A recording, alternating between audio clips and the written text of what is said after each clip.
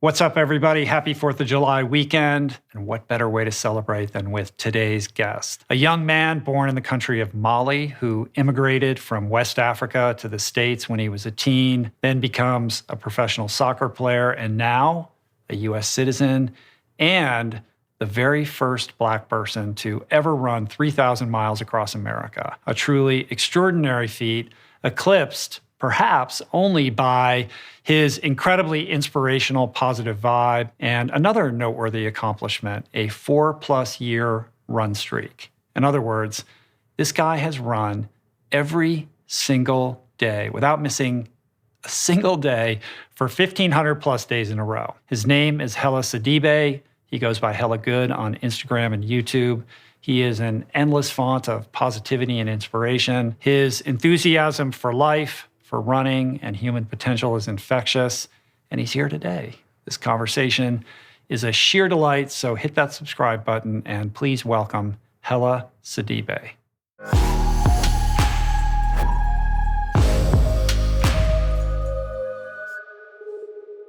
I can't believe you're here, man. I can't believe I'm here. I can't stop smiling. My cheeks is really, it's starting to hurt now. You're smiling all the time anyway. Yeah. You know? Uh-huh. It's an absolute delight to meet you. Thank you for coming out to do this. I'm so excited to talk to you. Thank you for having me. It's a thrill to meet you. Congratulations on the run and everything. Yes. Super exciting, man. I'm grateful to be here and in your presence as well. So thank you so much. Did you get your run in today already? Of course. How many days now?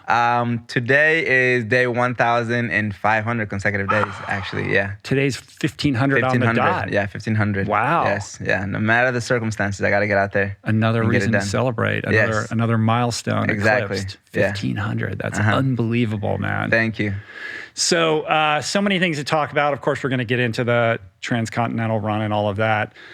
Just by way of background, I first became aware of you because of our mutual friend Robbie Balenger. I didn't know anything about you, and when he dropped in on your run, I think you guys were going through the Navajo Nation. Yeah, we were in. He surprised me in Guyman, New Mexico, in the morning. Right. Yeah, we were in New Mexico. He just showed up out of the blue. You didn't know. I had no idea. Yeah. I was like, wait, am I going crazy? Because I got out of the RV and I'm like, wait, it's Robbie. It was the best surprise. It was awesome to see him. How many days did he run with you? He was with me for that weekend, Saturday and Sunday. So he did all Saturday, all Sunday, and left that night on Sunday when I finished the day, Sunday. So that was my first exposure to what you were doing, and I was like, who is this guy? Like, how is he so positive? This guy's smiling through all this suffering. I was like, I need to know more. I started following you, and I was like all in on this adventure and this journey. And then when you were completing the run that final day, I tuned into Robbie's Instagram. And, everybody's congregated outside your house in New Jersey. That was cool. And I'm like, oh, this is going to be awesome. And then I was like, wait a minute, is that Casey? Yeah, Casey showed up. When I went out of the house, I was like, whoa. I know, he surprised you I thought Casey was in LA. Yeah. That's what I thought. Well, I knew he was on the East Coast. I actually had texted him earlier that day about getting introduced to his brother because I wanted to meet his brother. I got to just see. had him on the podcast. Cool. I just saw that. So we were going back and forth on that, and he said something like, I'm driving on the freeway right now, but I'll get back to you. And then suddenly I see him in front of your house. I texted him again. I was like, wait, Hellah? Like, all these worlds are converging. Like, I didn't know that you guys knew each other. It's insane. But I guess you had done some stuff at 368. Yeah, so Casey had his people reach out to me. I was actually on a flight from San Francisco. And when I first went to the YouTube space to do a YouTube a week event where YouTube invited us to help us create it, it was called YouTube Black. And we get there, and then Casey was one of the people I'm always like, wow. And I see him in the YouTube Wall of Fame. His picture, I'm like, how do I meet Casey? And one of the workers was like whispering to me and says, Hellah, I'm not supposed to probably tell you this, but I think Casey has a new space or something, but that's your best bet. And then I just left it at that. So I'm flying back from San Francisco, and then my girlfriend at the time, now fiance, sent me a screenshot of the email saying, oh, we're inviting you to the first Thanksgiving party ever hosted by Casey Neistat. I screamed on the flight, and then I looked around quick because I was like, don't scream because they're going to kick you out of the flight. They might think you're crazy. And that was the first event I was invited to, and I met Casey. And then when he saw me, he said, I saw your video. You ran a video for a year. I said, yeah, this is really incredible. We got to get a run in. So that's how the relationship started. That's very cool. Yeah. And it was so great that you made that vlog of that whole experience. That was really cool. When you guys were crossing the finish line, I don't know who in your congregation was doing the Instagram Live, but I was watching that Instagram Live, and then the sound cut out. I'm sure you know that, right? And everybody was talking about the sound. And I was like, what is that? Because I knew you were giving a speech. I couldn't hear it. And I knew something momentous was happening because people were going crazy. So I called Robbie. And I was like, what is going on? You got to tell me what's happening. He's like, oh, it's insane. He just proposed. Yeah. It was really cool. It was my best friend that was driving the RV, and Garrett Jones. He was, I said, go live. You got to go live right now on my Instagram to get this. So my Hello Good family members could watch what's happening right now. Cool. Well, let's walk it back a little bit. I want to hear the whole story, man. Yeah.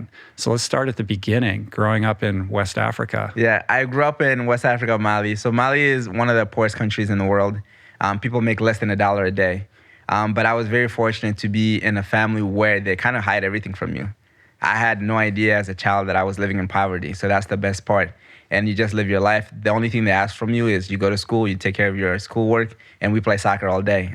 So living there, you kind of really see how much happiness is happening there because no one really is like kind of burdening on what's happening, the poverty. The sense of nationalism, how we look out for each other and take care of each other, really help and mold and shape you who you are as a human being. So after leaving there, you look back and you can be nothing but grateful for whatever lifestyle you're living after that. So I grew up there in 1995.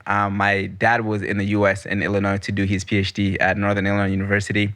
97, my mother came to join him to do her master's. So at the time, my youngest brother was 4. I was 7. My sister was 9, and we were kind of old enough to be left behind. So we were left behind with my mom's sister. Unfortunately, half of the year into the school, she passed away. So there's no one to look out for us. So they got us visas to come and join them for like the rest of their school year, which was 98 to 99. So I was in the U.S. 98 to 99, and we flew back home, and that was it. So I picked up English a little bit. I was in elementary. You were like 7 at that point, right? Yeah, Jefferson Elementary School I went to in Illinois. And then after that, we're just there, just continue with schooling. And fast forward to 2002, my mom came back to the U.S. to do her Fulbright scholarship to do her PhD. And then we saw schooling in Mali was really like up and down. There's always strikes. Teachers are not teaching. So it was best to get us here. So I came here toward the end of 8th grade, and I started freshman year of high school here in the U.S. What was it like after doing a year in the U.S. when you were super young and then going back? I had actually the biggest problem too because language barrier. I'm starting to learn English. So when I went back now, it mixed stuff with French. Because we speak French as an official language in Mali. And then Bam and I would mix everything up. So when I was actually at school, I was having a tough time learning compared to the rest of my siblings. So that was tough for me. But having that experience was just like the biggest culture shock for me. I remember everything vividly. Yeah, that age. Yeah, well, to be going back and forth like that probably gives you an added layer of perspective on the differences. Yeah, exactly. Yeah. Yes. But when you ultimately went back to begin high school, when you came to the United States, was that in Illinois? Is that where you kind of went to high school? Yeah, still the same town, DeKalb, Illinois, same town, yeah. Right. And your parents are super accomplished. I mean, both highly educated. How are they doing now?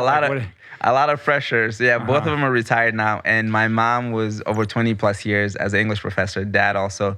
So my dad has a PhD in the US, France, and England. And my mom has a PhD here, and she has 2 masters. So my older sister has a master. Wow. So there's a lot of education. You're the rogue. I literally am the weirdo of all. And my younger brother, who's a mechanical engineer. And so everybody, I was the only one actually that graduated high school at the normal age.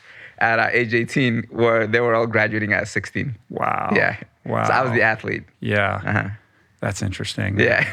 cutting your own unique path. Exactly. Which, under that kind of pressure, I'm sure hasn't been easy. It wasn't easy at all. Yeah. For sure. But soccer was the thing. Soccer was always my dream. If you asked the 16-year-old Hellah, where would you be by age 25?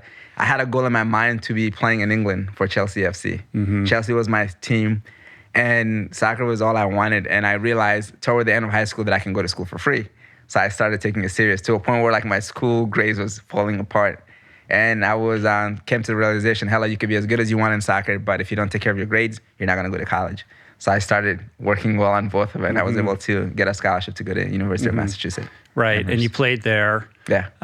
And ultimately took a stab at being a pro, right? Yes. Which had its kind of ups and downs. Yeah, that was an interesting story to me because for me, even to think that I could play professionally just all happened by, in terms of a kind of a event that I didn't kind of plan for it to happen the way it did. So I was playing for this team called Boston Victory. So it's a PDL team, Premier Development or Professional Development League, where you can play at a high level and keep your college eligibility. So we were playing against a team called Worcester Hydra in Worcester, Massachusetts, and I was Boston Victory. And there's a kid that was playing there. I'll never forget his name, Charlie Rugg. Charlie played at Boston College. He was like ACC Player of the Year, scored 20-something goals a season. So my coach said, hey, Hellah, I'm going to have you play left back because I know you have pace. You got to keep up with this kid because he's really fast. So I shut him down, didn't go anywhere. I was up and down the flank and had him even focus on defending me versus attacking. And if there's images of us, like literally I was glued to him. I didn't give him any space. But Sporting Kansas City had a scout sent to go watch that game, specifically for that kid. And after that, my little brother, acting agent, emailed some MLS teams and said, hey, I have a brother playing Division I. So Sporting Kansas City emailed me and said that we came to watch a game, and in fact, we wanted to look at someone else, but we're interested in you. Yeah, forget that other guy. What's going on with Hellah? We're curious if you can play left midfield. And I was like, in fact, that is my position. I was only playing defense that day, so I can shut down the player from BC. And that's when the interest of professional started for me. And I was like, wow, I can play in the MLS. That's incredible. Wow. Yeah. So what happened in that? Because there were some like fits and starts. I mean, I've read a little bit about this, but it sounds like you were positioned to do really well, but there were visa problems and other kinds of things behind the scenes that really kind of prevented the trajectory going in the way that you wanted it to. Yeah, so back then they had the super draft and the supplementary draft. So the super draft was like the first top rounds, and supplementary draft was the later rounds. And Sporting Kansas City emailed me and said that we're looking at you in the supplementary draft, so which is like the later round. And then they said our concern is visa issues. So the visa was the biggest problem. And to a point where they said that we can find someone as talented as you, or even not as talented as you, but we don't have to worry about visa issues, and we can develop them to be where you're at. So that was the factor. So I got invited to this combine, and Sporting Kansas City was there. So many other MLS teams were there. And I was with this coach who was a head coach for a kids at Puma in Seattle, which is part of the Seattle Sounders. And he realized the visa issue, and he went to the Sporting Kansas City coaches and said, let me have Hellah for 1 year, and I'll even help him with the areas that you want him to improve. Hopefully within that year, we can sort out the visa stuff. And I signed my first professional contract in Seattle playing with the Seattle Sounders affiliate. So it's basically their farm team. Right. We played against MLS teams, and actually my first game was against the Vancouver Whitecaps in Canada.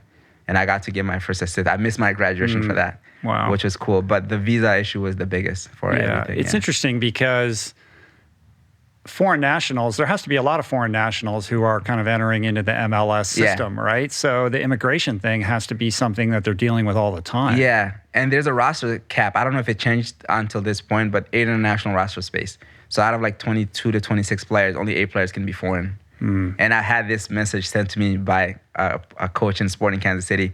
He said, Hellah, listen, I'm sorry, but we would rather have someone from Europe and that can sell jerseys and pick up that spot versus someone new coming in. So basically, it's like a commercial reason. It becomes even more that. So if you're a foreign national, you have to be extra a big time. Yeah, big time. And you get that spot. So that got played out. I mean, how long were you part of that organization? For the team in Seattle? Yeah. Just a season. And right away, actually, I had my assistant coach from college had a roommate in college when he was playing in college at Temple University, Roy Fink, who was an agent recruiting players to go to Europe. So I had a chance to go play in Germany with the Bundesliga 2, which had some U.S. national team players. So nothing was guaranteed. Playing time wasn't guaranteed, but to be there for a certain amount of time was guaranteed. And I had to make my way up. So I flew from Seattle, went to Boston, and I went to the German embassy for my visa. They shut it.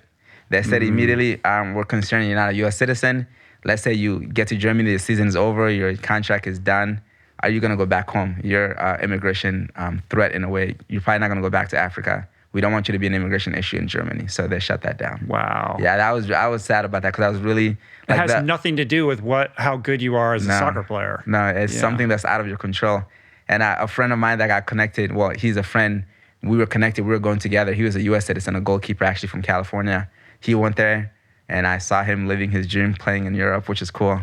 But seeing that, I was like, oh, man, I could have almost been there. But visa also.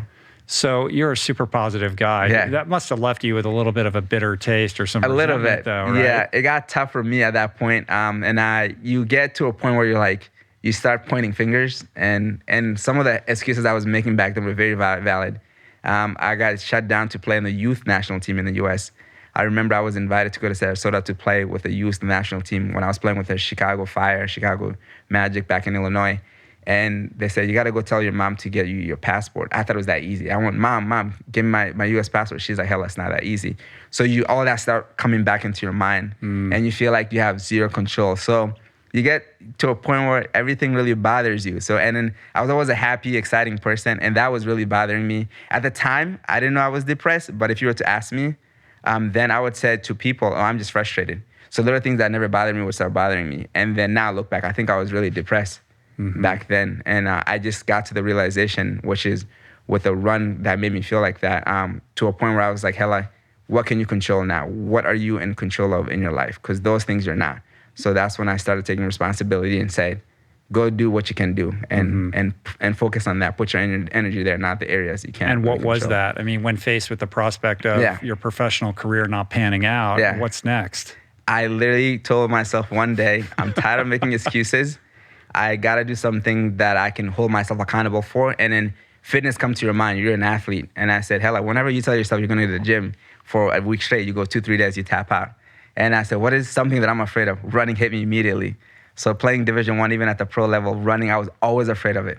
At UMass Amherst, the track team used to look at us. Are you guys the UMass track team? You guys run so much. Our coach was very proud. May he rest in peace, Sam Cook. Was very proud to say, you guys are going to be the fittest team in the country. So anything you do, any mistake on the line, we went to play top teams the day before. He makes us run. So I was fitness test. I was afraid of it. I couldn't sleep the night before. I could play 90 minutes, no problem, because with soccer, you're heading 50-50 ball, you're attacking, you're defending. It's not just solely focused on running. So I asked myself, what are you afraid of? And running hit me. And I said, you know what? I'm going to go face my fear of running. Let me just go 10 minutes a day for 2 weeks. And zero pressure. It doesn't matter if 10 minutes mean you don't even get to a mile, that's okay. So I told myself that. Within the first week, I fell in love with it immediately. So I ran to Alexa Torres, my fiance. I was like, I think I can do this for the rest of my life, but I don't want to get ahead of myself. Let me do this every day for a year. So that's how the whole run streak started. Right. So it was really born out of this frustration and a little bit of confusion about what the next chapter was going to look like. Yes, exactly. Exactly. That's how it all started. It's also interesting that your frame on running is through the lens of punishment. You know, when you are on a sports team that's not run specific, it's like that's, being told to run is what happens when you get in trouble. Literally. Or, it's like the stick. If you ask teammates of mine, I get so stressed the night before a fitness test. They can see it. They're like, "Hell, are you okay?" I'm like, I just can't stop thinking about that beep test tomorrow morning. Or like the Cooper test where you got to run 2 miles under 12 minutes. And if you don't make those time, you got to be in Breakfast Club, which is extra fitness before the actual practice. And the actual practice has its own fitness in it. So it really got me all confused and scared and petrified. But you're super fit. So when you started this streak, I think you said you went out and ran 10 minutes or something like that. 10 minutes but a day. you're That was certainly the goal. capable of doing more than that. Yeah, way capable. And then that 10 minutes didn't even last. It was just the first week ended up finding myself running even 4 miles. But the whole point of that idea of saying 10 minutes a day was to have zero pressure. Because I know if I were to tell myself, Hellah, you got to run at least 5 miles a day, that's something at that point in my mentality and physical ability for running wasn't something I was kind of capable of maintaining. But I knew it was something attainable to do 10 minutes. So it was a mental thing. So that made me feel like, okay, you're doing this with no pressure, enjoying. Spring was in the air. It was May 15th of 2017. So it was just a perfect amount of time for me to be out there. So that's why I said 10 minutes. Streaks are so interesting psychologically, right? I think it's really powerful to talk about setting a really low bar if you're contemplating something like that, making it doable so that you can actually learn to enjoy it before it becomes too challenging. Exactly. You're going to pull the ripcord before you've even gotten out of the gate. Yeah. But once you develop a little bit of momentum, it becomes like this self-perpetuating thing, Yes, right? I don't agree. know why that is. It's that thing, and I've said it many times before, when you're going to the gym consistently, it's just easier to go. Or if you're Yes. running every day, it's easier to get out and run. Get it done. But if you break that cycle, if you interrupt it even once, man, then you just create all kinds of anxiety and strain Everything. on yourself that makes it so difficult. Yeah, the starting over, thinking, and all that. So it's very true. Exactly how you said it. Right. So when you first began this, was the idea of a streak even in your mind, or you're just like, I'm going to go out and run because I want to be able to have some control over myself? It wasn't even a streak. It was just 2 weeks that I needed to do. And the thing is, now I didn't know what streaking actually was for running. I didn't even know it was a thing in the running community. I was so new to the running community. But just for the record, we're not talking about running naked. Yes, not running consecutively. Days yes, in a row. yeah. That's a good point. That's a valid point to make. Yeah, so I was very ignorant to it, didn't know, and that was really good. I'm glad I didn't know about it, because also that would have been, people streak. That's another pressure that I didn't need. So I didn't even know, and it was just to get out there, and I just knew I wanted to do it every day now for a year. Is there a whole world of people who do these streaks out there that document them? Not document. I think humbly we became hella good, like my YouTube channel and with my fiance, because it's a team. We became basically the first people to really put it on the platform of running every day, and running every day for a year, 365 days. And then now everybody that weren't doing it started doing it, or everybody that were actually been doing it started documenting it and push it out, and which I'm so happy about, because I actually am happier for more people who are doing the streak compared to me, because a lot of question comes, oh, he's the lucky one, how is he able to do it? But when I see someone else, I'm like, see, it's not just me. Look at this person did it. That person did it. So when you made your 365-day, your 1-year streak video, most of that video was clips of other people out running in different parts of the world. Exactly, because I realized how much running brought us together, and we started building a community, and I wanted to show that to people and talk about my story of how running every day changed my life and how people became a part of it. So to me, it's all about the people. I think people make the experience. You could do a lot of stuff by yourself, but without the people, I feel like it's not the same. Right. Well, at first it becomes this journey of self-discovery and an exploration of your own personal potential. But at some point it becomes rote, and it has to become about something else in order to maintain its meaningfulness. I agree with you 100%. Yeah. So you start this thing off, you're doing it, you're not sharing anything about it until you reach a certain point. Yeah. And then you decide to kind of break public on this whole thing? Actually, that's a good point to bring up, because for me, this was not meant for social media. It was just for myself. And it was Lex, I call her Belle, my fiance. When I started this running streak, she was like, I think we got to do a YouTube video. This is really cool. You're running every day and you're going for a year. People need to hear about this. I keep pushing it off. I was always pushing it off. So on day 163, she came to me and she said, hey, do you want to do a YouTube video on this? So I was like, all right, fine. You keep asking. Let's just do it. I had just done my run for the day. So I said, can I just go to the barbershop and get my haircut, get this like nice fade so I can look pretty in front of the camera? And then I went to get my haircut, came back, we did a video, and the title was Why I Run Every Day, day 163. And I started explaining to people. So that video I actually sat on YouTube for a month or two. It wasn't a lot of views, couple, maybe 20, 30 views. So one morning I woke up, it was like 2,000 views overnight. And I was like, Belle, look at this. This is really weird. Why is this catching on like this? And then we see 20,000 views overnight. And that kind of went in mini viral. And it got over 600,000 views really quick. And everybody's asking me, are you still continuing the streak? What's happening? Can you update us? So my DM on Instagram is getting flooded now. Comments on YouTube is getting up. So I said, well, let's keep updating people. And I started doing updates day 254, day 365. And then we just became YouTubers by accident. So it's one of the things I was afraid of that turned into passion. And now that turned into something bigger than I ever imagined. Yeah. And Belle really drives that, right? Without her, there's no Hellah Good. 100%. Yeah. So basically, she dropped whatever she's doing to help me chase my dreams and goals. She never went to school for filmography or photography or anything. She just self-taught, even editing. We started doing it together as I'm running and sharing the passion with everybody, and she's recording it, and she got better with kind of get the content. You can see the evolution from the early videos through the present, how much better she's gotten at it. And then back then we're like, oh, this is awesome. We look back and I'm like, oh, okay, it looks, you definitely got so much better. Yeah, it's cool. And some of those videos have millions of views now. Yeah. You know? A few of them went viral. Yeah. We've had all the running every day for a year, the 3 years, and the 1,000 days, day 802. So we had a few of them over a few million views, which was really cool. Yeah. So you meet the 365 goal. You did it for a year. You're like, I'm going to keep going. Yeah. So how long had you been doing it before the idea of running across America came into your brain? So it was 2 years in. So after the first year, I knew I wasn't going to stop. But the thinking was, can I do it again? Because now I know everything to expect. The season, because the goal is to be outside no matter the circumstances. Raining, sunshine, snow, I have to run outside. If I go run on a treadmill, it won't count. It's extra run, but it's not counting toward my streak. I have to be outside. That was my biggest goal. So after that second year coming up, you knew what to expect. So it wasn't as joyful to the first year. Everything was new first year. You're like, whoa, this is happening, new discovery. And I got hurt the second year. So, but in the second year, it really hit me quick. Hellah, this is bigger than yourself. You prove to yourself you can run every day for a year. You're going on year 2. That's going to be a daily routine. Do it for something that's bigger than yourself. So, and I realized quick how running is a privilege that not everyone has. And I want to use that privilege of mine to do it for something greater. So the ideas of doing it for things, even doing races, I don't care about my own PR numbers. I want to have a reason to go fight for. So if I'm dying out there, I'm thinking about why I'm running. So I'm sitting home one day and came out of the shower and I said, I think I want to run across the country. Has anyone done that? And again, I thought I was going to be the first one. I have no idea, clueless. And she looked at me, she goes, oh no.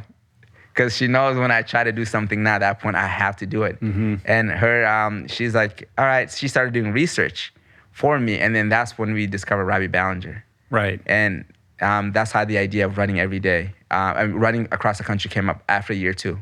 When I said I needed to run across the country. Right. Yeah. All right. Well, we're going to get into that in a second, but I have to ask, during this couple years when you're running every single day, there's some travel in there too, right? Oh, yeah. Like you had to go to Australia. Like how are you making sure that you're not missing a day? A day. There's some tricky moments in there where it was touch and go, whether you were going to be able to squeeze it in. Yeah. So many times I've flown, I would get up 2, 3 in the morning to run. So I want to be in control of what I can do. I don't want to go to the airport, get stuck at the airport, or I don't have a mean to get out to run. So I get up very early to run. So the Australia opportunity came with GoPro.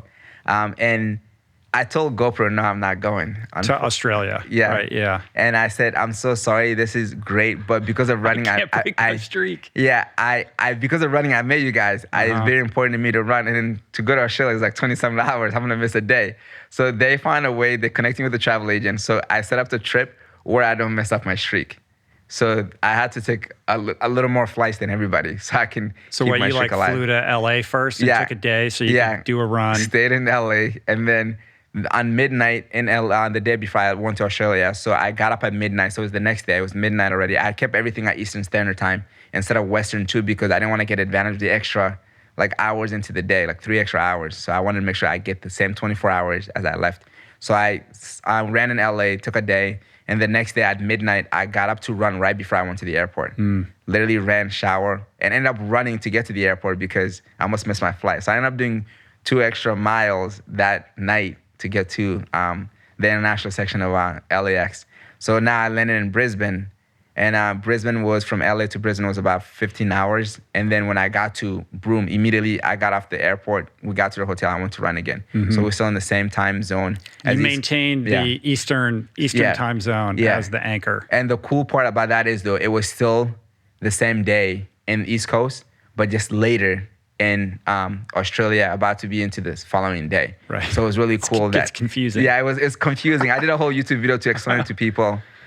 So that was how I kept my streak alive going to Australia. And what's the typical run? The typical run in terms of distance? Yeah. So in the beginning, by accident, I ended up averaging over 7 miles a day. My first year was 2,800 miles. And then I had that mentality, now I want to run 7 miles a day. That's like the mile that doesn't break me, but it tests me. But it's just enough that I feel like I've done something. And second year, I was injured. I just missed 5 miles a day average.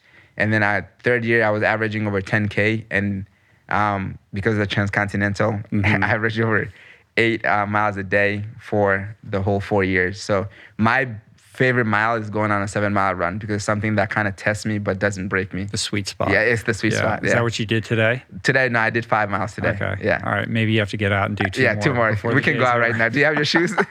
I might in my car. Yeah. Cool. So the idea for the Transcontinental Run comes into your awareness. Yeah. A great opportunity to make this about something broader than just maintaining a streak. A streak, exactly. How did you become aware of Robbie? So again, Belle, I'm telling you, what I heard, I wouldn't even probably be sitting here talking to you today. She just started doing research. I had no idea. She goes, hey, Hellah, there's this runner who's actually plant-based running across the country. He's going to be literally in our backyard to start in New Jersey to go to New York. She said we should go meet him. I was like, yeah, let's do it. So my goal to go meet Robbie was just to run 5 miles with him. I get there, his energy, I said, there's no way I can only do 5 miles. I have to do the whole 17 miles with him. So that's how I met Robbie. And when I first met him, I told Robbie right then, I said, hey, Robbie, I'm so-and-so, I run. This is really cool. And I said to him, I'm going to run across the country. And then he looked at me and he gave me the look of like, you know what, the way this guy just said that to me, I think he's going to do it. Because when you say something to somebody, you get the energy, how they might think, oh, no, you can't, or you're crazy. He was like, you know, the look that he gave me, it almost was like, I think this guy might actually try to do this. Right. So it was the best time. I interviewed him. I had my GoPro with running, and then I asked him a bunch of questions. And that's how the relationship started with Robbie and I. And I was just like being there firsthand to see what he was going through the last day kind of gave me even more motivation and more belief in myself that I can do it. Yeah. So was that last run into New York City the same route that you took? Similar, very similar. So he ended in a park that wasn't far away from my house. Literally, if I were to run through the park, I'd get to him in like 5 minutes. So we had to drive around, which was about 10 minutes. So we ended in similar area, but in the opposite of each of the area. And then a route that I took eventually kind of got into Hayes to finish into New York City. Right. Yeah. It's so serendipitous. Like he's on your radar and he's literally going to go right through your backyard. Yeah, and it was meant to be. It really was, because what are the chances someone running across the United States ends up being where I live? Right. Yeah, and I so had you it ran in the mind. whole last day with him. I ran the first day with him. Yeah, he told me about that From, too. from I knew of you already. I'm like, wait, are you telling me Ritual came? He said, yeah, he told me the whole story. And I said, wow, that is incredible. Yeah, that's cool. Yeah. So we bookended it. And then he becomes like this mentor who helps you figure out the logistics of how you're actually going to execute on this. Exactly. And the thing is, you know the saying, it takes a whole village to raise a child. It's true. Even for me, without having Alexa Torres, Bell, to help me, my friend coming to drive, Robbie being there, it would have been like almost impossible. So he basically told us his experience, and we were looking at his route on Strava as well. He used the famous racing route, but it was easy to also just go look at his map instead of looking for that map itself. And we had to kind of find our own route within it at some point, but we're basically using his blueprint to get through. There's so many different routes. Yeah, I mean, your route took you pretty much through it's more of the southern route, not the full south route. Yeah, but toward the southern. Yeah. Why did you decide to take it that way? Well, first, I thought coming from west to east, the tailwind would help, which we had zero tailwind. Yeah. But also seeing that someone already done it that way, Robbie has done it that way. And it was kind of, it makes you feel better. Like, you know what? This is like, it's not like you're the first one paving this route. So you kind of have a little bit of a breathing room to kind of follow a route. So that's why we decided to do it. And then looking at the Rocky Mountain area, the weather now was predictable. And when we actually started within a week, there was a huge snowstorm where everything was shut. And we were always thinking, what happened if the RV gets stuck in the snow in the mountains? What happened that I can't even get through because there's like walls of snow? So that was always in the back of the head. So it made sense for us to go in the southern states. Also, tons of vert. Yeah. Right? Yeah. There's that too. Yeah, that too, for sure. Not for nothing. Do you know what Robbie's doing right now? Yes, Robbie is crushing it. The Colorado Run. It's literally called the Colorado Crush. I mean, this guy is he did the Leadville Marathon the other day. Right now, he's in the midst of conquering the Colorado Trail, which is 500 miles. Then he's going to run the Silver Rush 50. Yes. Then he's going to summit all 58 Colorado peaks over 14,000 feet. And he's going to complete this challenge with the Leadville 100 on August 21st. Incredible. It's unbelievable. I said, I have to find a way to get to him. It's like, Robbie, I'm going to call him. He doesn't stop. I'm going to say, hey, Robbie, do you need me to come run with you or be next to you? Whatever you want. I owe you that. But he doesn't stop. That's the kind of people you want to put yourself around because he just gets it done. Did COVID have any influence on doing this now Yes. versus later, just because everything was locked down? Yeah. Like this is something that you could do, or? Definitely did, because I actually wanted to do it in 2020. And that's when the whole, like literally the country was shutting down, nothing's happening. And for me, I wanted to make sure that people were involved. I wanted to be not just about me, about creating a community, creating something positive, because all these stuff were happening in the world. So I wanted us to come together as humans and having running in common, or not, just being with each other. So when COVID started, I kind of was thinking, you know what, maybe we should wait and keep pushing it off, because I want people to be involved with it. And actually I was saved from myself, because yes, mentally I was ready, but physically, now to think back at it, I don't think I was really ready, because within that year of COVID, I started doing more ultra distances. So I did my second 50-miler, crushed the PR by 30 more minutes faster. I did a 245-mile week where I was running 35 miles a day. And that one That's really— a heavy week. And then that's why I got the idea, maybe I can do it 100 days or less, because with that, I didn't even do much like the way I would do 5-mile segments. This one I was doing 17 miles, 11 miles, and get it done within 3 miles, 35 miles. So that kind of helped me be stronger and build kind of some kind of endurance and running strength for ultra distances. And then 2021 comes and we took things into full gear. Yeah. It's one thing to just go out and run 5-7 miles every day. It's another thing to prepare for a transcontinental run. Like how, other than what you just mentioned, like how did the training differ from just maintaining that streak? Completely different. That's Robbie also. Robbie Balenger is the man. I talked to him. He said, Hellah, run at zone 2. He said, run slow. And he even recommended me go walk for 2 hours and have your leg just be heavy and beat up. You want that feeling, because that's what's going to happen. You always want to run on tired legs. Yeah, exactly. So I went out to run in zone 2. It wasn't slow enough. Yeah. It was slow compared to what I was doing, really slow. And then to myself, I'm always like, man, I'm going so slow. I could have done this many miles. You play this game with yourself in your head. It was much slower than compared to what I was doing. Yeah, but that's how you build the true endurance and that aerobic energy. Exactly. That aerobic engine that you're going to need. And then I'm glad I even did what I did to even get what I got out of it. It's just, I could have even went slower than I did. Yeah. So I made sure that I focused like 2 to 3 months doing that prior to starting this. So it's not just like this pace that I run, because it's not a middle distance or long distance sprint. This is ultra game is different. It's a totally different thing. Yeah. Did you periodize the training at all? Not really. No? I just went into it and I made sure that I was gaining some weight, and I started strength training more. I started lifting weights, and usually I don't lift weights as much. I try to do body weight strength training, doing like even resistance work. So I started lifting weight. I added a few more pounds, and I was just making sure that I get out there and running. I was running like even a 100-mile week. Started doing that. I started doing mileage where I would never do, but that was about it. Just making sure that I was running and then having strength. Sorry to interrupt the flow. We'll be right back with more awesome, but I want to snag a moment to talk to you about the importance of nutrition. The thing is, most people I know actually already know how to eat better and aspire to incorporate more whole plants, more fruits, vegetables, seeds, beans, and legumes into their daily routine. Sadly, however, without the kitchen tools and support, very few end up sticking with it. So, because adopting a plant-based diet transformed my life so profoundly, and because I want everybody to experience some version of what I've experienced, we decided to tackle and solve this very common problem. The solution we've devised, I'm proud to say, is the Plantpower Meal Planner, our affordable, all-in-one digital platform that sets you up for nutrition excellence by providing access to thousands of highly customizable, super delicious, and easy-to-prepare plant-based recipes. Everything integrates with automatic grocery delivery, and you get access to our amazing team of nutrition coaches 7 days a week and many other features. To learn more and to sign up, visit meals.richroll.com. And right now, for a limited time, we're offering $10 off an annual membership when you use the promo code RRHealth at checkout. This is life-changing stuff, people, for just $1.70 a week, literally the price of a cup of coffee. Again, that's meals.richroll.com, promo code RRHealth for $10 off an annual membership.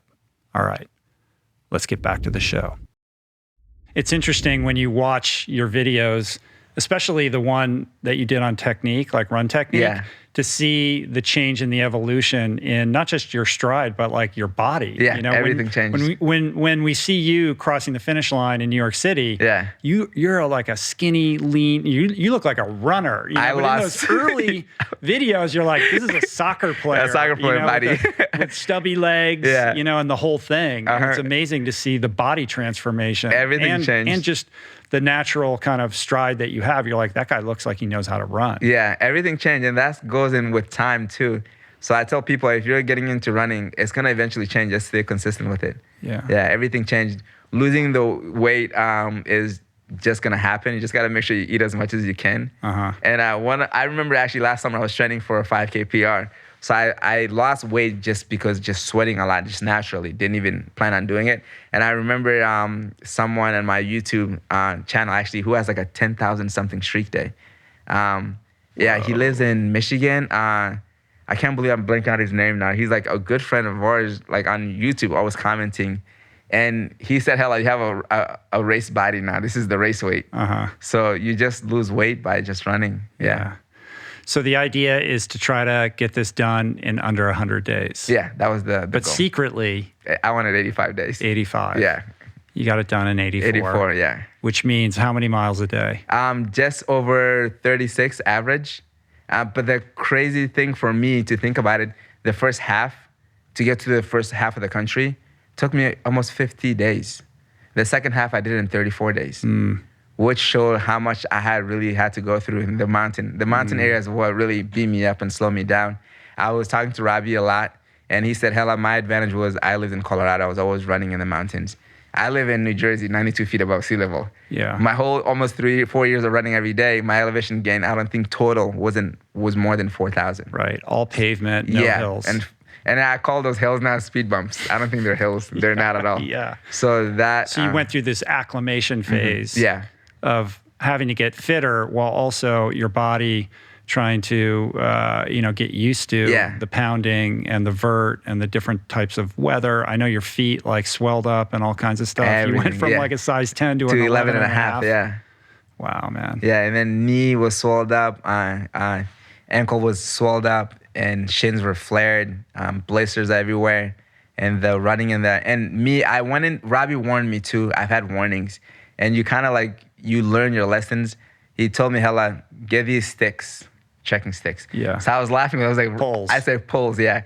I was like, Robbie, who needs a pole to run? Because we have like comfortable relationship, like we joke around. And he said, trust me, it's gonna make a huge difference. So I get them, they're with me, didn't use it in California at all. So me being me, I was running up everything. And I was listening to Born to Run in the beginning. And it says in Born to Run for ultra racing, if you don't see the top of the hill, do not run it. It's wasteful energy. It's not going to take you anywhere. You think the downhill is going to help. At that point, your legs are beat up. You're not even making any progress.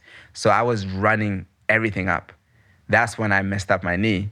And then ankle became a problem. And then my hip was so out of line. It was like 2 inches above the other, my right knee versus the left knee. So I had to I called Robbie. I said, how did you do this? He said, what are you doing? I said, yeah, I'm running everything. He said, you're not supposed to be running everything, Hellah. You cannot run up these. And then you're gaining. I won one of my run. I gained. You're not going any faster anyway. You're not. I'm literally slowing myself down. So I kind of like got into the ultra, listening to Born to Run, actually taking tips from then, calling Robbie if I have any question. And I got stronger as I was going. Technique was changing. Strategies were changing. And that's why I had a better, stronger April month compared to March, where I basically went from 876 miles in March to 1,225 miles in April with 1 day less. Yeah. And even the elevation gain was worse in April compared to March. It's amazing how the body can just get used to that, figure it out. Like originally you're having all these problems because it's like, what are you doing to me? Yeah, right? Exactly. Make a few tweaks, you keep going, and suddenly those things get resolved. It all and comes together perfectly, So throughout that whole experience, I mean, hit me with some of the highlights.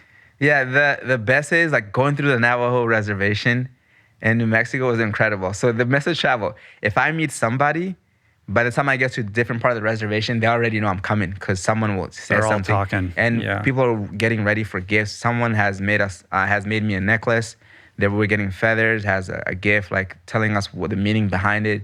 Keychain, and even Belle got a gift. Garrett got a gift. So And I met the first person to come and run with me was Zach from the Navajo reservation. He was a native. And he came when Robbie came the same day. Oh, wow. So he said, can I run with you, Hellah? I said, yeah, of course. So we ran 15 miles together that day. And then he said, can I get your number? And I said, yeah, sure. So he texted me and said, can I get your location? I want to come back again. He came back the next day and ran 30 miles with me. So that was really cool. That's when people started coming in at that point. And it was just incredible. Just like the beauty of the reservation, the New Mexico, and the people itself. That was one of the biggest highlights. Yeah.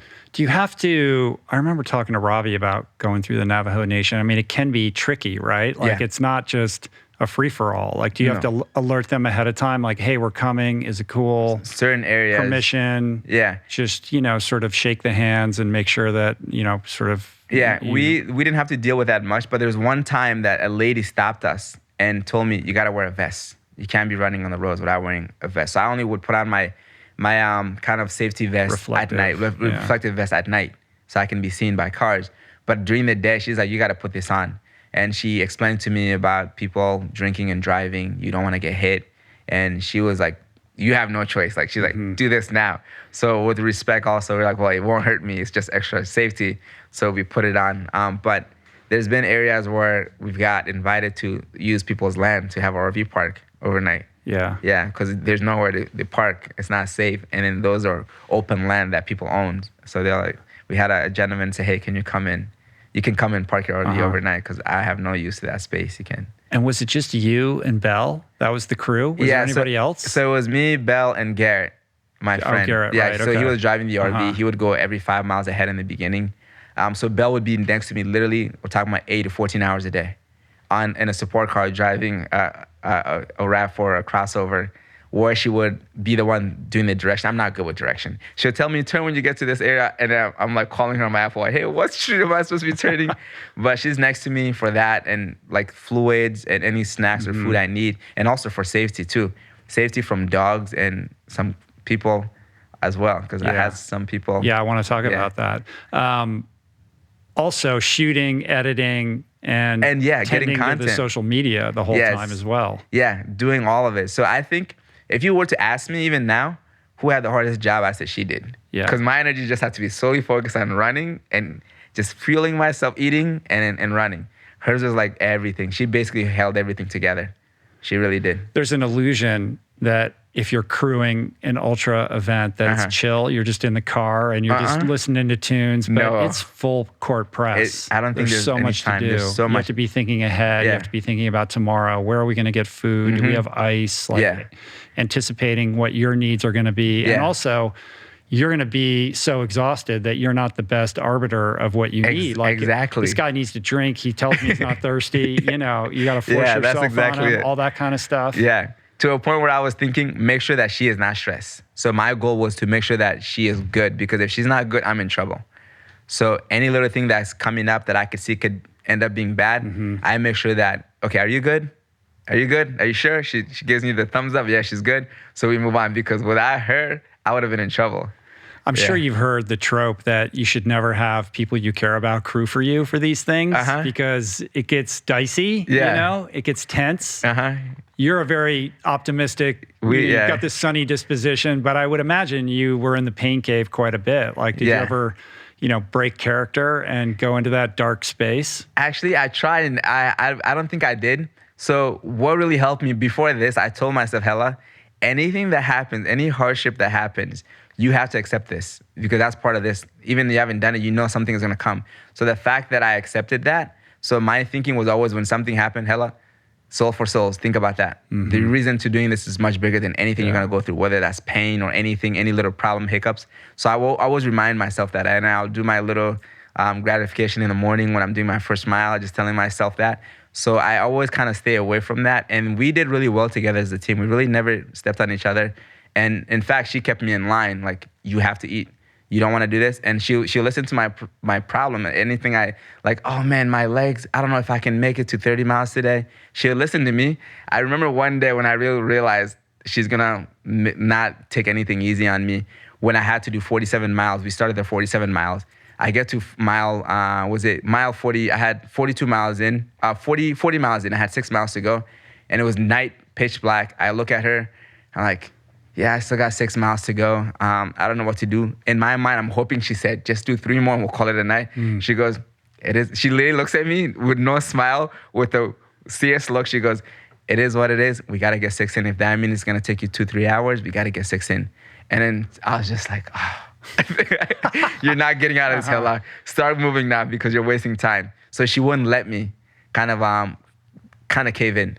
Because there's been, if she were to tell me, just shut it down there, that's all I needed to hear that day. That's how exhausted and whatever I was. And I'm glad that happened because that gave us a little bit of a leading way later on in the day when I had other things come up. It was perfect, You mentioned Souls for Souls. I know Buddy Teester a little bit. I've spent a little bit of time with that guy. He's what awesome. An amazing person. So talk a little bit about that relationship and why that organization. Yeah, so I grew up in West Africa, Mali, and having shoes having shoes here is a luxury thing for people because you can have it and then it becomes luxurious. Like you just don't need shoes just to have shoes. So you're safe, your feet are safe. It's more than that. In Mali, that's not the case. So we need shoes. It's a safety thing. I grew up playing soccer in dirt, like grain, like pebbly, and then there's metal scraps here and there. So you would cut yourself. I have scars all over my legs, even the bottom of my feet. So not having shoes is a big problem. And when you get shoes, you have to take care of it. If you don't, the next one won't come out for 2 to 3 years, sometime even 5. And sometimes it's not even that you don't take care of the shoe, you outgrow it. And you got to wait till the next one, you have the opportunity for your family to get it because it's not about shoes, it's about you being able to eat and survive. And I was very lucky to be one of the family that could get shoes for you, but it doesn't mean that I get shoes all the time too either. So I realized that, and I'm thinking, to go for a run, all you need is a pair of shoes. And it can change your life. It has changed my life. And Belle again started searching what nonprofit really could relate to me as a person that I want to run for. And she found Souls for Souls. It's like perfect. Yeah, it was a perfect match in heaven. Yeah. Literally, it was the best thing that we could have done for. And we saw there's so many amazing nonprofit out there, but we wanted to make sure that something that relate and something that could make a change. And the one thing, what they do is they collect unwanted shoes, used or new, and they turn it into opportunity. And they're trying to use shoes to break the cycle of poverty. And what I really love about Soul for Souls that got my attention immediately was that not only that they help all over the world, third world country or whatnot, they also help in the U.S. Because living in the U.S., I'm very proud to say I'm a U.S. citizen. And I still see that sometimes we tend to forget that even here, a first world country, people don't have shoes to wear. So the fact that they cater to that, they look out for here and other places of the world, it's awesome. And it's not even being selfish in a way because my mentality is if you take care of yourself, then you have the ability to take care of others. So I like that they're helping everywhere in the world, also here in the U.S. Mm-hmm. Yeah, it's a really interesting model because they have this distribution mechanism where all over the country there are places that you can drop off your shoes, new or used, and they funnel all of these shoes into distribution outlets all over the world. I mean, Africa is probably the most prominent continent where they distribute these, but they don't just give them to people. No. They basically donate them to entrepreneurs who can then sell them at an affordable cost. And so you're not just like, it's like the thing of, are you going to give somebody a fish or are you going to teach them how to fish, right? So they're giving these people a way to make a living by doing it. Yeah. And I saw this family's story in Haiti where this lady couldn't afford to feed her family, let alone pay for her kids to go to school. Now, because of Souls for Souls, she had a little business for herself, can feed her family, and can pay for her kids to go to school on top of that, which is really cool to see. Yeah, it's like the perfect organization for you to be affiliated with. And I know Buddy came and ran the final day with you, right? Yeah, he came 4 different occasions. Yeah, Buddy being the CEO. He wasn't the founder. He came in maybe like 5 or 6 years ago. Yeah, he came in actually 2012. Okay, a little bit longer than I thought. Yeah. Yes, I'm pretty sure that's when he came in. And being an ultra runner, having him with me too, having ultra runners with you was a game changer because you are getting these little like tips that are helping you to last longer in the day, to get these segments done quicker.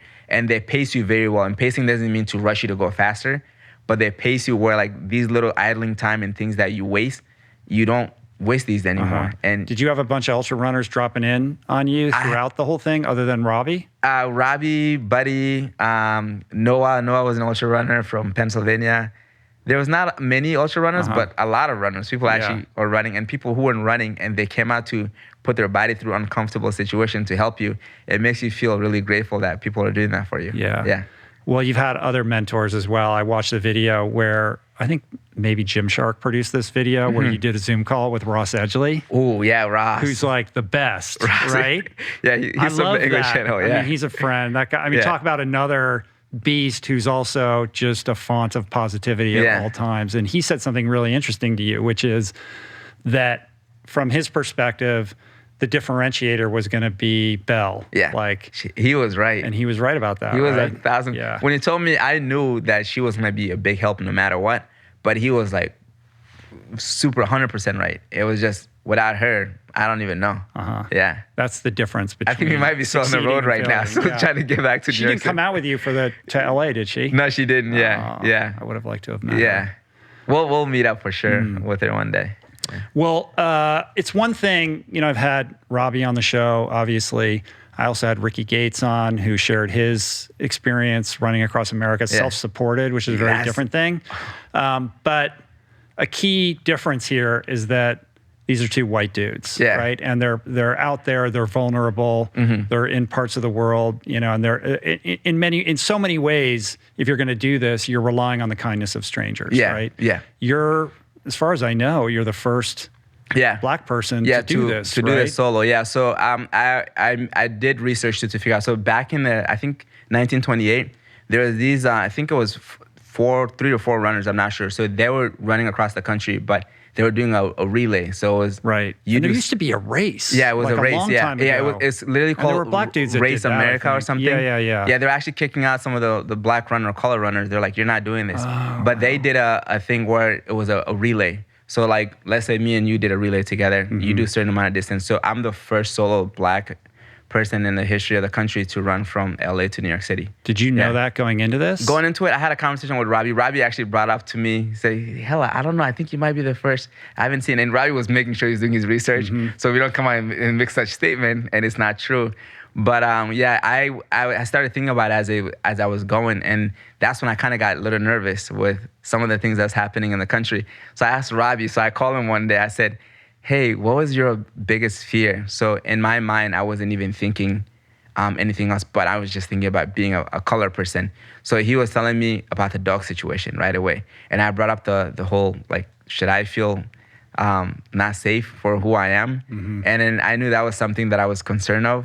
And you can see why you were concerned of it when you're in a certain part of the country. But overall, I tried not to put my energy into it. So my mentality is if you put your energy into something, that's what's going to happen. You're going to manifest it. Yeah, you're coming into just positive people. And I would say majority of that, 95% of the time, that was the case. Right. Yeah. You did have a few run-ins, though. Yeah, I had a few run-ins. The first one actually happened in Oklahoma, which was really scary for me.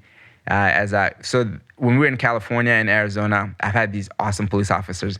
Hey, you're that guy on TikTok. I saw you on Instagram. Can I take a picture with you? I remember this officer. I saw him one day outside of Flagstaff, Arizona. And then 30 miles later, he saw me the next day. He goes, whoa, you're really making progress. And he asked Bill, is it okay if I stop Hellah to take a picture? Is he going to be mad? And I was like, no, I'm not going to be mad. So he came in. I was like, yes, thank you so much. I was always taking pictures with them. And one of the officers coming in Oklahoma, and I thought it was a similar thing. Maybe they knew what I'm doing. So I'm excited. I'm running. Actually, I was cruising that day. I'm like, I have my stick. I'm like smiling. And then I see the officer come out. I thought he knew what I was doing. But everything kind of got serious immediately. I can see it. So he just said, hey, sir, I just got a phone call. There's a runner on the road. What are you doing out here? And with the seriousness of the voice, I was like, I don't think he's very happy right now.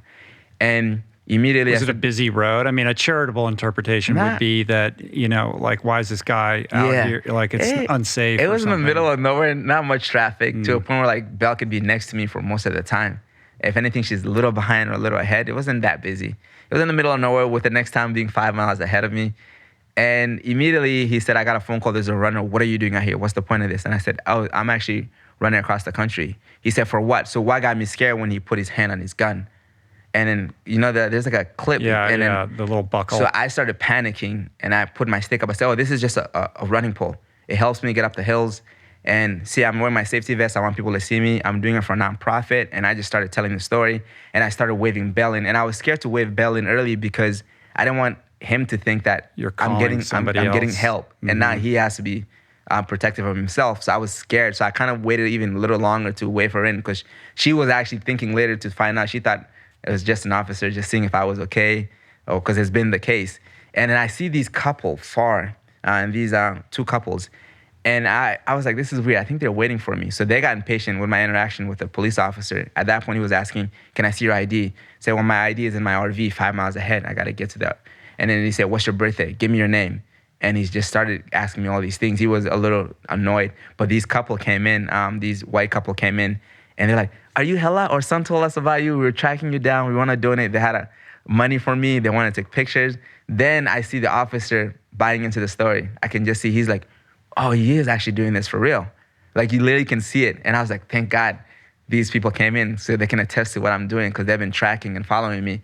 And I was waving Bell in at that point. So she came in. She would come in with her camera all the time to get content. And the officer asked me in the end, can I also get a picture? Yeah, and I was like, it just turned into a positive. And I was like, thank God that happened. That was scary. It's kind of heavy, man. Yeah. It's heavy that this, that a couple white people had to come in in order for this guy to feel okay about what was happening. And when he left, it hit me. I was shook. I couldn't move for like 10 minutes. I was on the side of the road.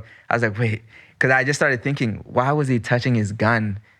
And the reason I raised my pull, because I'm thinking, I hope no one thinks that's a weapon or a rifle. I don't know. So you just start thinking all these things.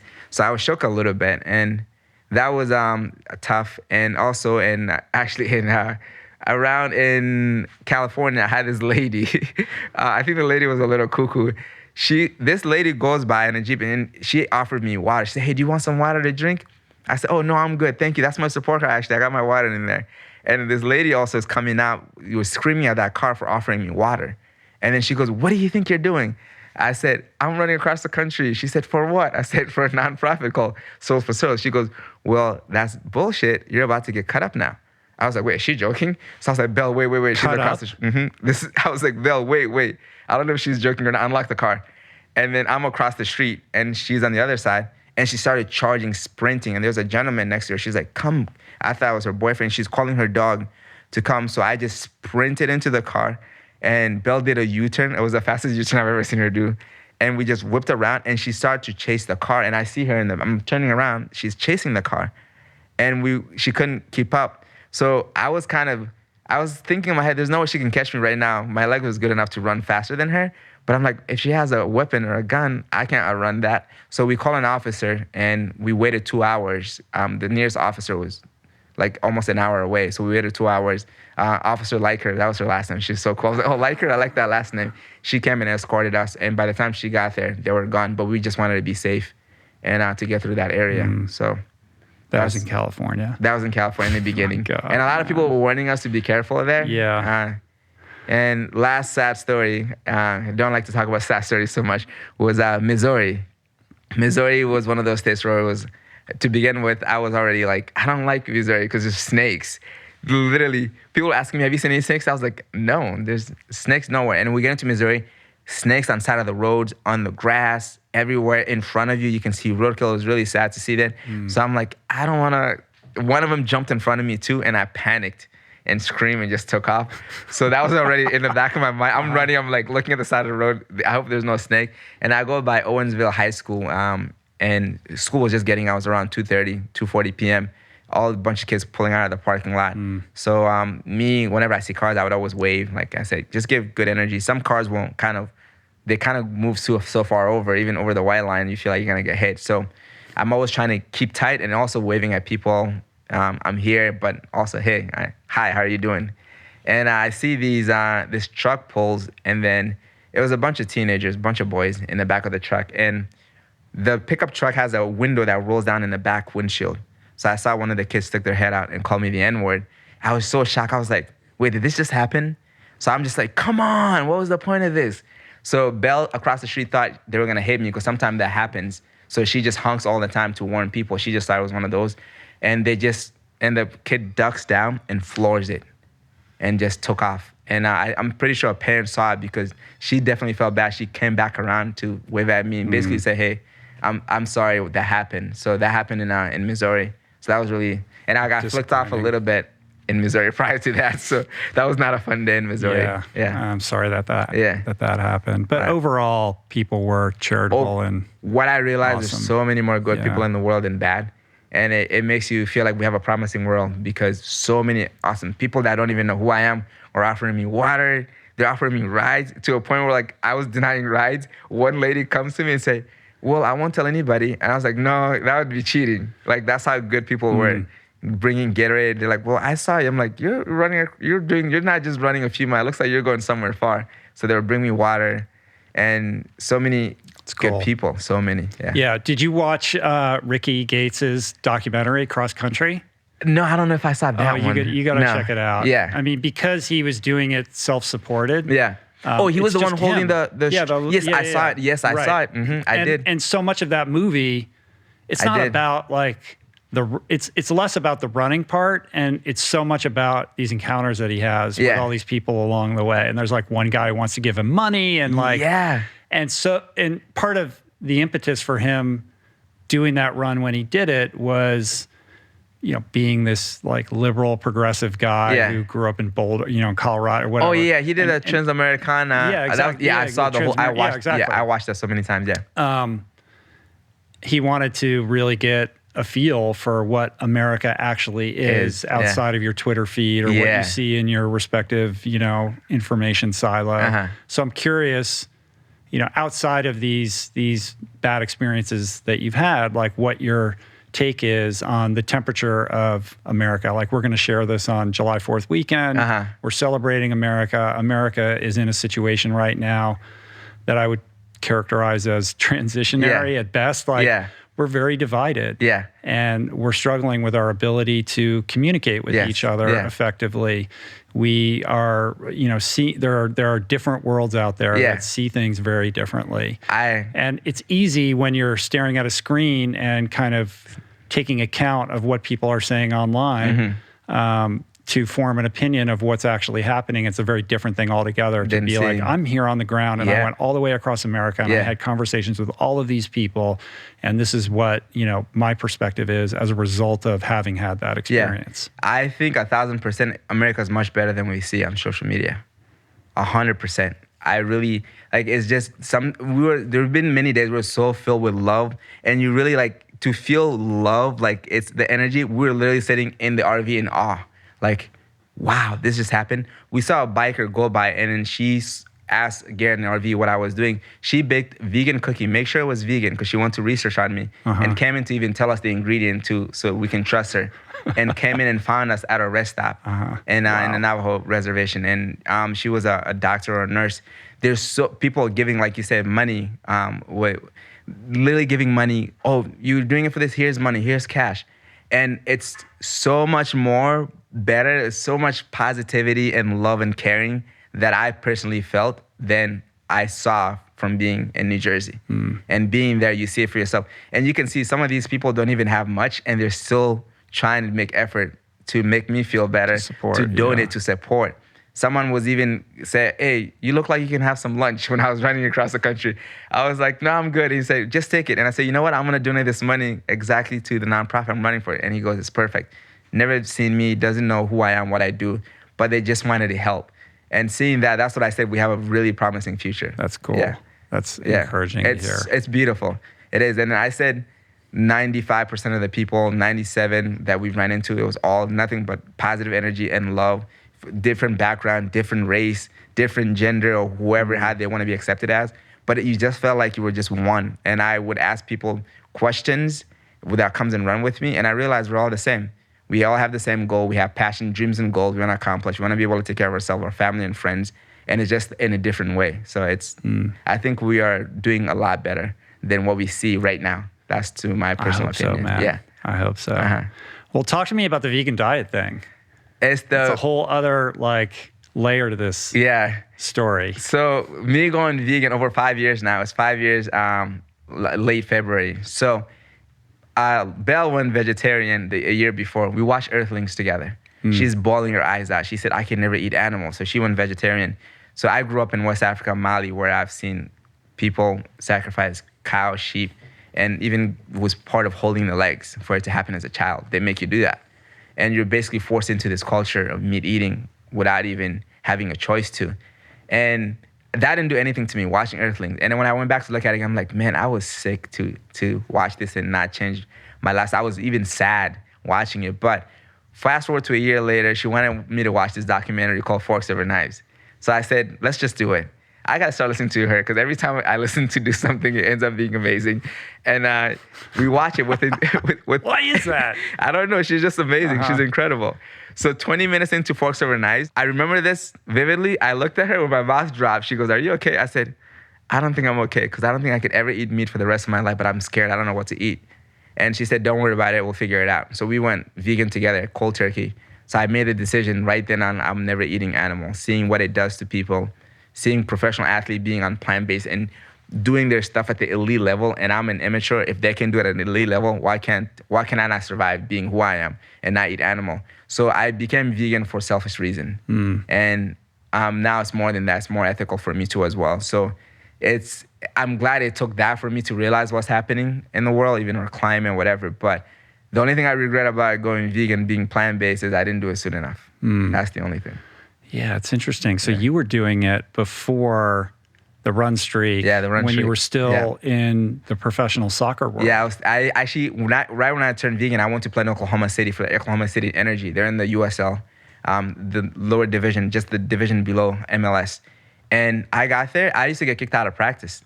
I'm not kidding you. Whoa. I had this energy that my body just started feeling, and I just couldn't explain it. And my teammate would look at me, are you crazy, Hellah? What's going on with you? I remember one game at the locker room, halftime, one of our teammates goes, if you come in this locker room, you don't feel like you haven't left everything on the field, you're not exhausted, that means you didn't play. So I humbly raised my hand. I said, I disagree with that because every game I've been giving all my all, but I still feel like I can play a second game. That's how much energy my body just felt. So just because I don't feel tired doesn't mean I didn't leave it all out on the field. And I used to, that energy, it was just people, and I started convincing my teammates to go plant-based. They're like, how do you do this? I said, I just don't eat animal. My recovery time is quicker and things like that, and I can feel it. How long before you had that experience? It was after like making the switch. I switched a month later. I went to Oklahoma to play. It was like about a month later. Wow. Yeah, literally. Switched in February, all March, and 1st of April, I was in Oklahoma. So recovery times are better, Quicker. not running out of energy, not like petering out in the fourth quarter or late second half or whatever. Being young, we would be up till 2, 3 in the morning. We wake up, everybody's exhausted, like, I don't know how we're gonna survive practice. I'm like, I feel like I got enough rest. And then when I started seeing them, I'm like, why? I think it's my diet. It has to be. Because I was a big chicken person. In fact, I'd have leftover chicken from night and eat it as breakfast at morning, like 8, 9 in the morning, which is really... They want to kick you out of practice? Yeah, my coach would be like, hey, Hellah, you're done for the day. Because the second team that doesn't play a lot, they practice longer to get more fitness and game underneath them. Oh, because you had to play. He didn't want to burn you out. Yeah, that's why I got kicked out of practice. So I would go join them to do extra practice. My coach would, or like an easy day where we don't play much and I want to stay long. He's like, Hellah, you're done. You have a game in 2 days. And I want to stay, but I always get kicked out because I had that energy with me. I think because of, plant-based. Do you know this soccer agent called Darren Flitcroft? Heard of him. Yeah, he's a friend of mine, but he's super plant-based. Oh, wow. And that's cool. he's a big mucky-muck in the soccer agenting world or whatever, but he's like gung-ho plant-based guy. And a fun fact, actually. So my neighbor, Samuel, and his girlfriend, Roberta Grauner, who's actually was ranked in Doha for marathon, she was ranked 6th in the world. Wow. So they saw, I kind of started telling them about the whole vegan thing. So they surprised me with your book, Plantpower. Oh, cool. Yeah, so I was literally consuming your book. Oh, good. Before the Transcontinental. That makes me feel good. Yeah, I have your book at home. So they give it to me as a gift. I don't know if it was for my birthday last November, but it was, they say, here's a book. I was like, oh, Rituals. I didn't know you had that book. So superfood. So there's a chapter with the superfoods. So I was just saying, okay, Hellah, you're training to run across the country now. Yes, you're vegan. So now let's add more superfoods because now you're doing something that your body is not used to. So I need the food. So again, Thank you for You're very welcome. having that out there for all the plant-based people out there. I'm glad that I was able to contribute some small thing to this from afar. So what did the daily nutritional situation look like when you were running across the country? So I had a sponsors, Vivo Life, which is 100% vegan. Their motto is for the living. They're like out of the UK, right? Yeah, UK. Yeah, for the living. And the reason I wanted to work with them because they plant trees every time someone buys something. So over 250,000 trees in a year from their sales. So they kind of asked me, Hellah, can you write out all the stuff you eat? So there's a nutritionist there. So I kind of did, and they kind of put that in together, and I told them what I want to eat. Some of the stuff I looked at in your book, this is what I want to get myself. So we were doing like a practice, feeding, like stuffing myself, being uncomfortable, running with food in my hand to eat and train that. And so my biggest thing was bagel. I love bagel, but I got sick of bagels. So, but I was eating a lot of the rice. It's hard to eat. Well, you can pour water on them, and they go down easier. Yeah, but while you're running eating a dry bagel, I don't know about that. Yeah, exactly. So I was eating a lot of the rice bowls, the fresh veggies, avocado. Belle was really creative with the food to make me more interested in it because my appetite would change. I'd be obsessed with certain food. Within a few days, I can't even look at it or smell it. So we were eating a lot of whole foods and a lot of green, everything you can imagine, and hydrating with electrolyte mostly than water. Yeah. Did you have a Vitamix on the RV? We had a blender, but not a Vitamix because we were scared, is it going to be able to power it? Yeah, because it requires a little bit more power. You know? But then you use a normal blender, it's not the same thing. Yeah, it's not the same thing. Yeah. Yeah. But how much of the intake was liquid versus like solid foods? Actually, I'm actually surprised. I was eating more solid than liquid. So my biggest liquid would be at nighttime. So we would do a Ben & Jerry vegan ice cream where she would pour that with oat milk, 1,000 calories. The Ben & Jerry was 990 calories. And with oat milk, I'd get over 1,000 calories. Blend it, I eat my dinner, and I just chug that. So I was getting the Ben & Jerry's vegan ice cream. Yeah. That was the best for me for liquid. And then we started having the electrolytes that has calories in it to drink that, to making sure that when I'm drinking electrolyte, I'm not just drinking for the electrolytes, but I'm getting some calories off of it. As well. So. And what kind of heart rate were you maintaining? I was trying. My goal was keep it below 140. Do that. So people will come. Low zone 2. Yeah. I mean, I don't know what your thresholds are. Yeah. People would come run with me, and then they kind of start pulling away. So I'd be like, don't do it, Hellah. Because you have to not just survive today, you have tomorrow and the next and the next. Playing the long game. Yeah, they're just here for the day. Because they don't do it on purpose. They just like kind of you just drift away. When it's a group of people, and I just stayed behind. I said, yeah, you guys can keep going. I'll see you when I see you. But how was the sleep? I couldn't sleep. That was the problem. I'd always wake up tossing and turning at night. It wasn't because the RV bed was uncomfortable. I thought that was the most comfortable bed. But it's just that I just can't sleep. I'd wake up at 2 a.m, up for 2 hours, and I'd fall asleep. The alarm is ringing 6:30. You got to get up. So I think on average, I got less than 5 hours of sleep the whole time. For the 84 days. Were you wearing like a Whoop or any kind of tracker that could give you some data on your sleep? I just used my Garmin, and I used to wear Whoop, but I didn't bring the Whoop with me. I used to have that, but I just used the Garmin and just went off of, because to me, even when I was using Whoop, it would tell me to take a day off. And there's no day off for me. Your strain score is 20 plus today. Time to give it a rest. That's exactly. Not what you want to hear. I love. Got 47 miles ahead of you. Exactly. I love my Garmin. I think is the best purchase I've done. It does everything that I need to do. It also tells me all these numbers that I need to know for my body. But every time I start a run, it says, suggestion, take rest. a day off. And it will say to meet your fitness goal, take 12 days off. I'm like, wait, I can't do this. There's no day off in this. You got to get up and go. And so the technology will tell you, hey, you're doing too much train, but you just got to keep pushing through. I was talking to, did you follow the Iron Cowboy doing his 100? He's amazing. James, I talked to him. Did you talk to him? Yeah, I talked to James. He actually DM'd me too. And then he's like, he congratulated me. I'm like, wait, look, did you know what you just did? Yeah, I love, and I was trying to see if I can, we were thinking, oh, is he going to be in my path? So I joined him. And then we realized he's in Utah. So that was out of the question. So when I got back, I was trying to see if I can get to him and do some miles with him, but I didn't get the chance. But I'm like, maybe I want to meet him one day. Yeah, I can hook that up for you. I showed up on day 91. And I saw that. I was so jealous. I'm like, oh, Rich is there. It was pretty fun. Yeah. But he was telling me, because I asked him about his sleep as well, and he said that his sleep is terrible. It was terrible during this thing.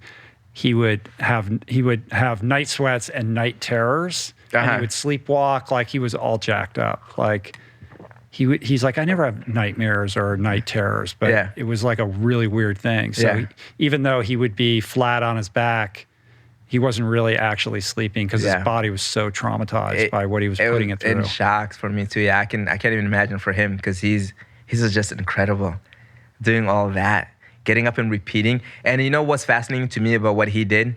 For me, what made it very fun too, you're making progress. I'm going east no matter what. Every mile is counting. Except some days when you're climbing up, you're like, I'm not even going east yet. But he has to do his in the same area over. It would be like you waking up in your house in New Jersey and then doing a 40 to 50 mile loop every day, the same loop. Props to him mentally just to be able to sustain that, because you're in the same area. It's not changing. It can get boring. It could be whatever. And he still did it. And he won 101. He went the next day. Yeah. I saw that. I'm like, what's happening? Because he just wanted to blow people's minds. Yeah. And the point is made that even when you meet your goal, like even when you do the thing that you and probably nobody else thought was possible, you still have more in you. Exactly. There's always one more. Yeah. There's always one more. And with this Transcontinental, what I really learned is I knew this, but we're really much stronger than we think we are. Yeah. When you're put in an uncomfortable situation, you'll find a way out. If you have no option, my mentality, get comfortable with the uncomfortable. And this is what really taught me. So if anyone who's struggling with anything right now, just stick to it, because eventually there'll be a turning point. You just have to fight the day. And there's been many days where I'm just like, survive today. I don't care about tomorrow, what happened yesterday, just survive today. So it comes down to that. So when you would have those days when you would wake up and you're like, there's no way I can do it. Walk me through the mantra or how you get yourself into the mindset to be able to put one foot in front of the other. First, it's been cold majority of the time. So when you get up in a warm RV, you do not want to get out. Literally, and I'm like, I don't want to go. I would get up. This is the time I guess, when you ask the question, have you had your breaking point where I would just talk to Bill. I'm like, I don't want to go. When I'm saying that, I'm not even joking. I'm like, she's like, I don't want to go. I can't do this. I don't want to do it. I keep repeating it. And then I would say, Hellah, stop. Wait a minute, because you keep saying this. Your mind is just going to keep believing. Your body's going to react to it.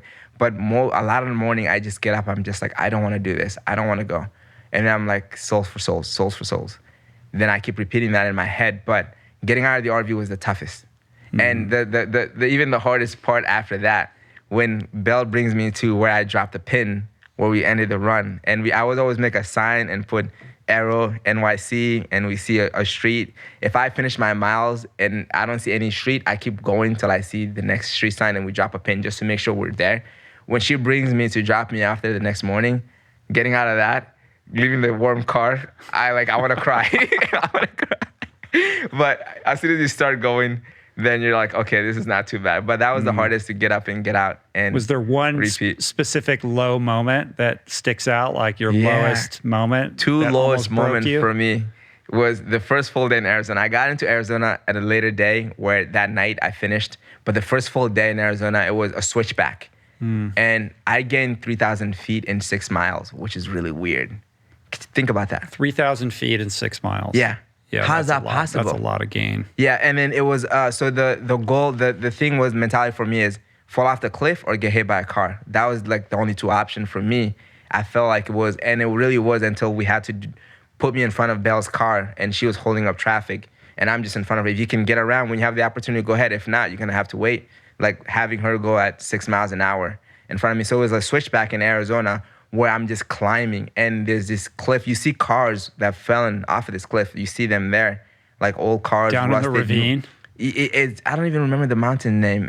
I can't believe I can't think of it right now. But it was our first day, and we keep climbing, and I went through everything. I went through rain. I went through hail, snow, wind, all season within that, getting out of that mountain. And I was in there for like 13, 14 miles, but the first 6 miles, I think I gained over 3,000. And it was basically to a point where like I felt like I'm going up, someone is pulling me back, and you're gonna fall backward.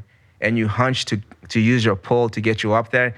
And the cars, it was dangerous for her, even with the cars. And I see these cars coming down, and you can see cars on top, like look like a stair. So how did they get up there? And you just see how steep it is. And we Google later, why do they have switchbacks? That's even to help with the elevation. That's how Yeah, tough 'cause that it's too is. steep to go straight Yeah, up. I killed my knee really like. Is that when you badly. were still trying to run the hills? Yeah, I was still in You the were running. Yeah, that's what did it for me. And Missouri, there's a raining day where 15 mile an hour head crosswind, and I would get out. It was freezing cold. I would get soaked in water in my shoes. I can feel puddles in my shoes within 2-3 minutes. And I couldn't move forward. I'm trying to progress forward. I can't move forward. It was very stressful. And I would get into the RV to get out because I'm shivering. I can't even get warm by running. To get out of my wet clothes to get into new clothes, which was a bad idea because as soon as I step outside, it felt like I didn't even change. And that was tough. That was like really tough for me. That's the day Bill went on Instagram and said, hey, Hellah's struggling today. Because I want people to know the reality. It's not always sunshine and rainbows. If you guys just want to send him a message, he'll probably appreciate it. I'm glad she did that because seeing people come in, sending me a message was really cool. But those 2 days I'll never forget because that's wild, man. Those 2 days was tough. What's the recovery routine? You have the Normatec boots. Yeah, Normatec you have was a Theragun or the Hyper Ice. A Hyper Ice massage gun, and the Normatec boot is really nice. And I had a machine called Kelvy. So I don't know if you've heard of Kelvy. Ooh, I gotta get you hooked with Kelvy. What is that? So Kelvy, have you ever heard of Game Ready? It's like ice and water. How they wrap your So Kelvy is a machine that can go to 106 degrees within 2 seconds. And that can freeze to 39 degrees within 4 seconds. Whoa. And it could contrast. So you alternate back and forth between cold and hot? You can do contrast. It'll go hot for 3 minutes, cold for 2 minutes. Or you can switch the times. Or you can just keep it on cold the whole time or hot. So that was really helping me with recovery. And every time I cheated... Are they like boots, like Normatec? They're not boots. It's like a console. And it has like this wrapping where you can wrap around your knee, your ankle. Oh, wow. So it's completely different than Normatec. But every time I cheated Normatec, I felt it. Every time I didn't put it on, I'm like, why did you do this, Hellah? You know when you don't do it, you're paying for it. So many nights when Those things work. It works. It's magic. It feels like you have a new leg. So I had this time in the day at 2 p.m., 2:30, where I put on Normatec. So that's when I really cruised from 36 miles all the way to 47. Sometimes I would do that. I've done that many times actually nonstop without breaking. I would just go straight for it from 36 to 47 to call my day. Yeah. But more often than not, taking a Normatec break in the middle of the day for a little reboot. Yeah, it's a huge reboot. Yeah. It really is. So I was so happy that I had that to my availability.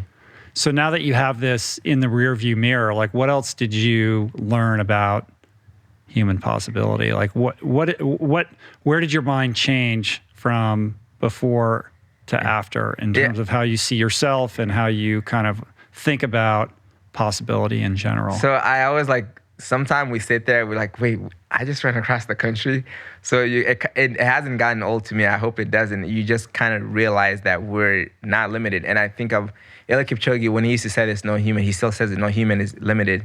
And sometimes we're not limited. And I truly believe that because you find your limit and you break it. I cannot run Eliud Kipchoge marathon time. It took him 20-some years to get there. But I have my limit, but I can break that and find another limit.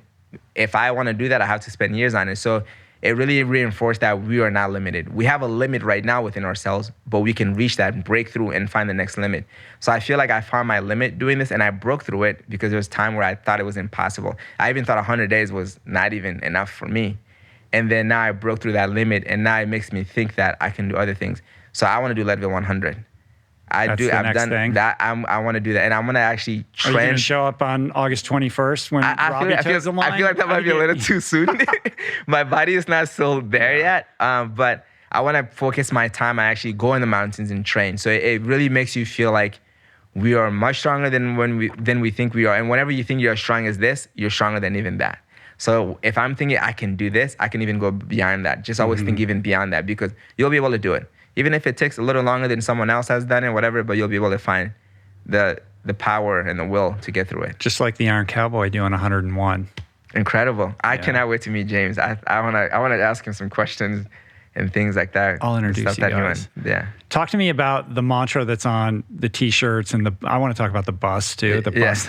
That was really cool. This phrase, no matter the circumstances. No matter the circumstances. Like, what is that about? Like, why did you hone in on that being kind of like the touchstone or the moniker for the adventure? So when I started my run streak, I said, you're going to go outside and run 10 minutes a day, no matter the circumstances. Whether that's the weather, whatever it is. I was still having a 9 to 5. you want to get up early and run before work, or you want to run after work. So no circumstances is going to prevent you from getting out there. So the mentality was, no matter the circumstances, from LA to New York City, whatever happens, you got to make it happen. And to a point, I was thinking, even if I have to crawl like a baby on my hands and knees, if that's the only way I'm going to move forward, it might take 200 days now, but I have to make it happen. So that's where, no matter the circumstances, I wanted it preached out to everybody. Every single day I say it, because if we want to do something, we can make it happen. So we just got to push through whatever circumstances come our way, good or bad, because circumstances doesn't always have to be bad. It could be like, oh, I'm at a party. It's a great circumstance right now. But you got to get your work in no matter the circumstances. You got to get out there and push through. Have you always been this guy who's inspiring everybody around him? Did you mature into this? I mean, when you were a kid, were you like this? Where does this come from? I think the fact that I grew up in West Africa, I really quickly grasped on, I have it really good. I have my best friends, kids my age that are in Africa that do anything to be in my position. So what's not there to be happy about in life? Like to me right now, what is life? I'm sitting across from the rich girl talking. So there's little things and little moments in my life that I think about, or major moments in my life that I think about. No matter I'm going through any little tough time, I say, come on, Hellah, just a time frame that's gonna go by. So what really makes me push through anything and just always have a smile on, when there was times where I was really struggling, nothing was going my way, and I thought that was the end of everything. I literally thought, like, your future is done, you have nothing to look forward to. And I'm sitting here, so whenever I go through a tough time, I just laugh. I say, remember that one time you thought this is it? Yeah. Look at that. And I vividly, actually, when I signed my first professional contract in 2013, as a professional, you get paid, right? So imagine a professional that is signing a contract, has no money in his bank account, even to eat. And you don't have the gut to reach out to family members, to friends. How are you gonna ask for money to go get grocery? You just signed a professional contract. So I remember one day playing in Seattle. I have a game coming up, and I went to buy food. My card was declined. So I get home, and I look at my bank account. I was $0. So I didn't know what to do. So I called my bank. I said, hey, can you guys allow me to overdraft? I will get paid in 2 weeks, because they would pay us bi-weekly. And I just want to overdraft, you can charge me the fee. And then the lady that was with me said, no, I can't do that for you.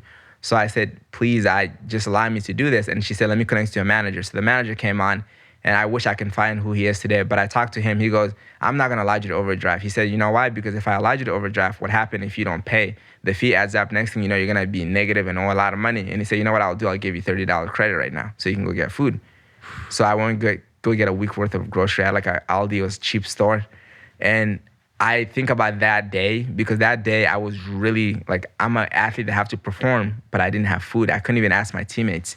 And so thinking back to all those times, nothing really, it adds more to, you just want to smile, because I really have it good. I'm able to run every day, realizing my dream, which is running every day. It's a privilege of mine. I have 2 legs, I have 2 limbs, and even running every day is a privilege, because there's people who can't walk, let alone run. And in the back of my mind, I'm doing it for them too. Yeah. It's not about me anymore. So I can't do anything but be happy, be excited. And it's life. Life is really beautiful.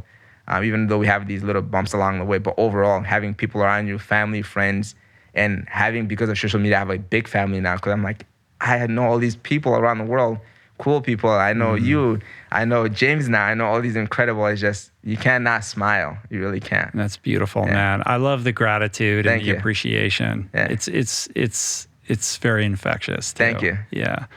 Does the village back in Mali know what you've been doing? Like, have you talked to anybody back there? Actually, yeah. So the funny thing is, my dad actually forbid me to run. He told me, he said, Hellah, I forbid you to run. What is this run nonsense? He said that to me. He literally said, what is this? How old were you when he told you that? He told me this in 2018, running, when I was just 2 years in, because I went back to Mali and I was still running. My sister was getting married. I would still get out and get my running. And he said, he would send me videos of people dropping dead in soccer matches. And then he said, this is what running doing too. And it's funny, because he was the biggest supporter for me to play professional soccer.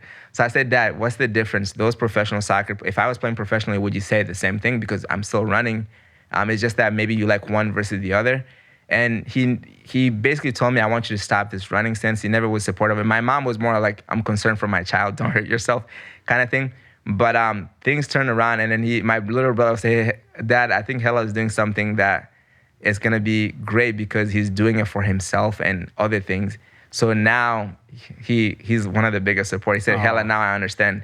He was so proud of the whole run across the country. He was so happy about it. In fact, he wrote a note to have my sister read it at the finish, and basically saying, I have 3 PhDs. My grandfather, Hellah, that's who I was named after. He said he was a peasant, but he found a way to get out of the situation and make himself who he was before he passed. And then he said, you top all of us. You ran across the country. And he said, may the legend continue. And now he's like one of the biggest supporters. He goes, now I get it. And he goes, I don't even know where you got this genetic from, because it's not from me, because I can't run this much. He couldn't believe that I was doing that many. We're talking about 1.75 kilometers a day. So now he's fully behind it. But now the whole country, basically most of the people that I know in Mali are like, wow, this is incredible. But the biggest part for me, to have like kind of an understanding, and not even have to be supportive, just understanding, was my dad. And now he's all about it. Yeah. Well, given that he was such a tough sell, it's all the more meaningful, right? Yeah. He was not about it at all. He was not. Yeah. But now it's completely different. He's always saying like, oh, this is awesome, proud of you. And then he's like, I saw this article. So now he kind of see the bigger picture, that I always had a vision to do something for others, and not just about me. And now he can see that. He wasn't sold on the YouTube thing either. Oh yeah, YouTube. Yeah. No, at all. He in French they say mannequin. Mannequin is basically like a model. He said, what is this modeling stuff you're doing, showing your body running on YouTube? What is that? What is that going to do for you? Yeah, he wasn't about that too. Now he binge watched my YouTube videos. He does. That's great. Yeah. Even I make fun of my sister. There's no hard feeling at all. So my sister, the reason I'm telling this story is because people are not going to support you, even the closest ones to you, or not going to understand what you're trying to do. My sister told me this, Fatima, if she's listening to this, she knows it's all love. I love her. But I always joke around with her. She told me, why don't you stop this stupid YouTube thing and get a real job? She said that to me one day. It really hurt, because you're like, man, this is someone that's closest to you. And then I was able to get my plane ticket to go to her wedding, which is like a last minute notice. It was a month before. I'm getting married in Mali. Can you come? I used the YouTube money that we had. It was not mine. It's Belle and I. We do this together. She said, just deposit into your account. We've never touched anything from YouTube. It was just enough for a plane ticket. So I bought tickets to go to Mali. So when I got to Mali, I was like, Fatima, how sad would have been that your own brother couldn't make it to your wedding because he couldn't afford it. But, well, thank God for YouTube. So she come around now too? Oh no, she's been super supportive. Yeah. It didn't take long for her to understand. That was in the very beginning stage. That's cool. Yeah, she even came at the finish line with her husband and my nephew. And you're making it work. Yeah. In terms of like making a living on YouTube and supporting yourself. You've got these sponsor relationships. Yeah, which is really cool. Like I remember one day actually I was laughing really hard, and Bella's looking at me across the road during the Transcontinental. She said, "Are you okay?" I was like, "I'm just smiling because look at this. What is life? We're able to do this. We don't have to worry about anything. Like we're good, or we have food to eat. We have a sponsor, Gymshark, that gave us a mobile home, the RV. We have a sponsor, Vivo Life, that's paying for our food. This is incredible. Why can't I not, I can't just stop smiling about it. So I am grateful to say, because of my sponsors, I'm making a living. I can do this full time. I can travel around the world, and we can create content anywhere we go. And what I let people understand is it's not even YouTube, because for YouTube, for us, this is the truth about it. You don't really make enough on YouTube. Well, I don't to live. You cannot. It's more about because I love. There's a lot of illusion around that. Yeah. Like if it was for money in the beginning, we would have quit a long time ago. It's just I love sharing my passion with people, to let them know you can have your own journey, whether that's running or now or anything else, and just stick to it and get it done.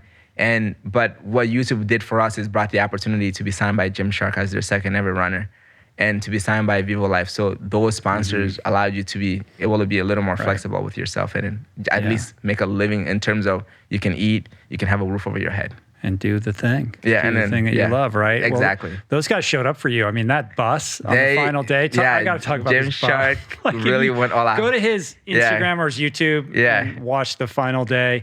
I mean, that bus is unbelievable. It's like this party bus, just cranking tunes. Yeah. And like there's people on it, riding into the city. They had the rap all done, and they did the RV too, the rap, no matter the circumstance, and in French also, quelle que soit la circonstance. And they had that whole thing. They had a permit to shut a whole street down in New York City. Right. They had police, NYPD escort. They warned them to get us. And my town really showed up, Rochelle Park, New Jersey. I had the town mayor the shut whole up, town. the deputy mayor. I didn't know that was happening. I go around, I'm like, wait, is this for me? What's going on? The firefighter with a big American flag, which was a proud moment for me because no matter what, America made me who I am now because of America, I got the chance to me, living the American dream because I came from a place where nothing was very promising, and now I'm living the American dream. So when I saw that flag, it hit me hard, like a big flag. It was like bigger than the whole fire truck. They had like a ladder holding it hang down. So seeing the town show up and having Gymshark support, Vivo Life support is just, you always think, wow, what? This is happening? And I was joking with everybody, with Robbie. I was like, should I run across the country again? Because this is exciting. Just to see I'm going to have to do this twice again. Yeah. Yeah. It was cool seeing you go into Manhattan. Yeah. The roads, were they shut down? Like which avenue were you going up where it was just a huge procession of you guys in the bus? So we turned onto 2nd Street. And then Bell called me and said, we're going to have a police escort, so keep the left side of the road. I was like, okay, we'll follow the rules. So we turned, and this police officer just pulled in front of us with a siren and then slowing, like literally opening the road to us. So it just became a whole party, literally. The music is blasting from that, the bus that Gymshark had, the cutoff top. And you're dancing. We're dancing. Yeah. Everybody's basically dancing on the road because we would have to follow now the traffic light. So we get to a traffic light, we have to pause the run because the crossroads, and the police would stop and we would stop and people would start dancing. Everybody, bystanders, people are like recording. People are getting out of their car like, what's going on? They don't know what's going on. And it was just amazing. At one point, actually, we took over the whole street. No one could even drive on it.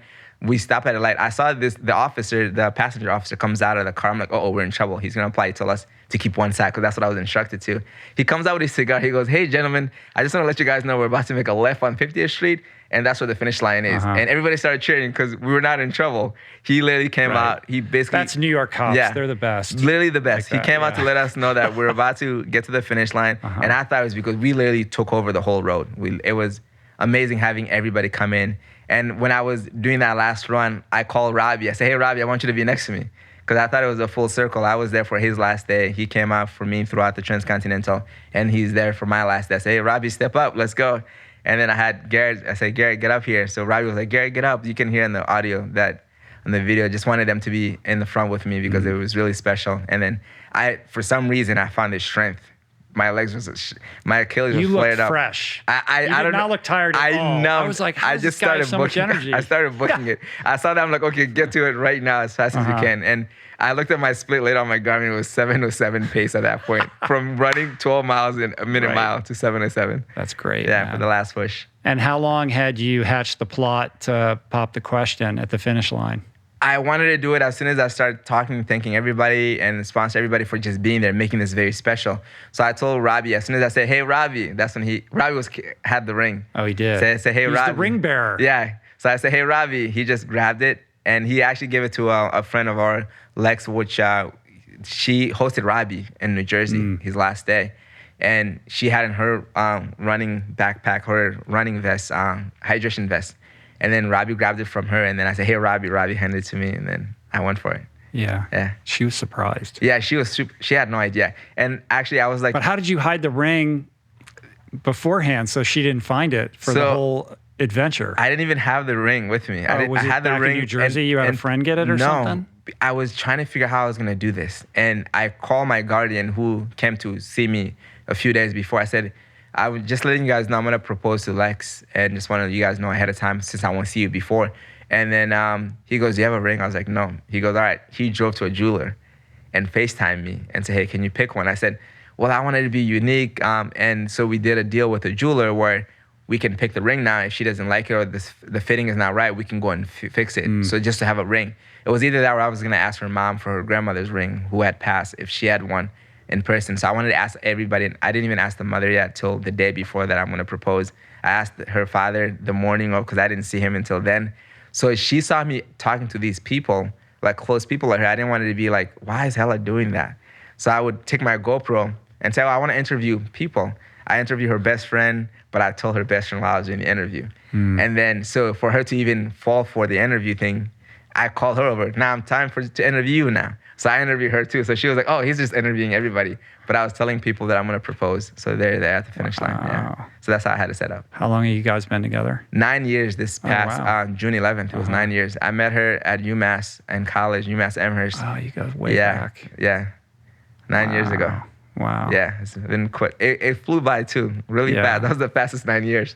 That was the biggest party. Yeah. Finish line. That was just a run across America. I think that ever was. Yeah, Gymshark really went all out for that to get that, and getting a permit for the road for us to get the finish line on, and it was just really fun. And it was even more exciting to have Casey Neistat there, to have pretty cool. Robbie, to have just everybody that. How did that come together? Okay, so Gymshark asked me actually, Hellah, who do you want at the start of your run across the country? I said, Rich Roll, Casey Neistat. You two. I didn't know. Nobody told me. I'm shocked actually, because they asked me. They say, "Hey, Hellah, is there anybody important that you really look up to, or you want at your start?" You two were the first in my head immediately. There's no doubt. I had no idea. I knew Robbie was gonna. I would have joined you for the beginning. Yeah, I knew Robbie would have came. I talked to Robbie. Robbie said, "Hey, Hellah, I'm there for you as a friend. I'm gonna be there for you." So I know he was doing his thing. Eventually, I was gonna meet Robbie somewhere, or even if it's the finish. So they asked me, and I said, "You two," immediately. Many times in many meetings, we had Zoom meetings. And so I thought I hope there weren't emails that came in that I didn't see or didn't pay attention to. Now I feel bad. No, it's all right, because I'm sitting here now with you. But I mentioned you two, and then the same thing, and none of that could happen in the beginning. I didn't see either of you. So, but in the finish, as I'm finishing, I was asked again, who do you want at the finish line? I said, Rachel and Casey. And those are some of the people I said. I definitely didn't know about that. But I completely forgot about it. To a point I was just so consumed, just get home. And then I see Casey, and the next morning I'm like, whoa, Casey's actually here. But I had no idea he was going to show up. So to me, too, they were just asking me if I can have somebody, maybe they'll try. I thought it was going to be like how it happened in the beginning. And I knew you guys are busy. It was just that to me, when they asked me, who do you think, who would you, if you can pick anybody, that's my answer, was you too. Yeah. Well, I can tell you that when I was watching it unfold on Instagram, I was like, why am I not there? I was like, I had huge FOMO. I was like, I should be there. Everybody's there. This looks like so much fun. I can't. Maybe I should have tried to reach out to you. You know? I should have DM'd you and say, hey, Rich, can you come out too? Well, you're here now. Man. Yeah. You're here now. Yeah. I feel like you should also go to Mali and take a victory lap. They probably throw you a parade there. I definitely would want to do that. I'm thinking like around end of the year, December, go to Mali. That would be cool. Yeah. You could make an amazing video out of that too. I'm looking forward to going back home, because I haven't been there since 2018. So it's been It would also be cool to do a video with Buddy and track like the money that you raised and kind of help tell the Souls for Souls story, and maybe see what kind of impact is being made in Mali, you know? Wow. Which would be cool. Just gave me a great idea. Yeah, man. Yeah. You're a content creator now. Yeah. Full there time, you go. full stop. Yeah, that is it. Yeah. There's no way back. There's no turning around. Just going at it. Yeah, from now on. Well, before I let you go, I think it would be good to kind of pivot a little bit to talk about habit change and staying motivated. You know, what you've done is so inspirational. Thank you. I feel like you do such a good job at communicating these ideas in a relatable way. So for the people that are watching or listening who are feeling inspired and know they need to get off the couch and do something, it doesn't necessarily have to be a run streak, but perhaps, you know, are in the process of rethinking their relationship to their body and themselves and the trajectory that they're on in life. Like, how do you speak to that person? I always say, do something that's pressure-free and do something that's attainable. Always, those are the biggest factor for me. And pressure-free meaning, don't do it because someone else is doing it. Do it because you want to do it, and do it on your own timing. Don't feel like you got to get it done. If it's a goal, whatever, you don't have to get it done in 10 days. If you need a month is okay. So just do it pressure-free. Because of that, I fell in love with running. I never thought there was no chance. And now I get excited to run. And I know running is tough. It has its brutal days. But like, I'm still excited to go at it. So do it. You don't feel the pressure of maintaining the streak? Nope, zero pressure. And I always say this too. This is how I feel about it. The day that I feel like it becomes more of a pressure and I'm not liking it, I'm going to stop. I'll stop. And then I don't know when that day is. Give yourself that permission. Yeah. And I know I'll find something else. So making sure it's not, I don't have to go run to keep a streak going. But I just do it because it feels good, I enjoy it, and I want to keep sharing it. So pressure-free, do it, something that's attainable. And just think about, even spending 5 minutes a day goes a long way. If it's something you love already or you've been thinking about, that's all the sign to start doing it. So if that means just spend 5 minutes a day, it's about volume. 5 minutes a day for 7 days a week is going to add up. But if you just do it today and you take a few days off, that's not it. If you can do 10 minutes a day, that's also 10 minutes you can at least find out of your day if it's important enough to you. So as long as you want to do it and just pressure-free and get after it, and don't think about anybody, don't compare, even if it's running, don't compare yourself to these people who are doing hundreds of miles, these fast pace or these whatever. Everybody has their own process, their own journey. And if that's the goal, you'll get there just one day at a time. That's it. I love it, man. Yeah, one day at a time. What about somebody who's stuck in a job that they feel like isn't heading in the right direction? Like you've done this pivot. Yeah. You've reinvented yourself from one career to the next. How do you think about, outside of running or fitness, making those kinds of pivots? Yeah. So there's two ways I think that may work, that kind of work for me. So when I was starting the run streak, I was actually working 9 to 5. And so just a normal job. I was working at a place called Airbrook. It was a limousine company. I was data entry because I used data, but it was a rental car. So I was there literally. So I started training people aside soccer speed and agility and soccer technique. And I was seeing that that's not guaranteed. I know the 40 whatever hours a week money is guaranteed, but that one is the client canceling you that week you might not get money. But what I started looking at doing those hours, I said, you know what? Sometimes you do a little bit that you don't want to do just to support your dreams, but making sure you're good with it mentally. If it's not working for you mentally, you got to leave that environment. So I literally told myself, this is for now. And now you see that this is not good for you mentally because I really didn't like it. And I said, leap of faith, quit the job, focus your energy on the soccer training. And I quit the job. And that actually, the business literally doubled after I put my energy into it when I was scared of it. So it's one of those things when you're stuck in a bubble right now, I would say just the leap of faith.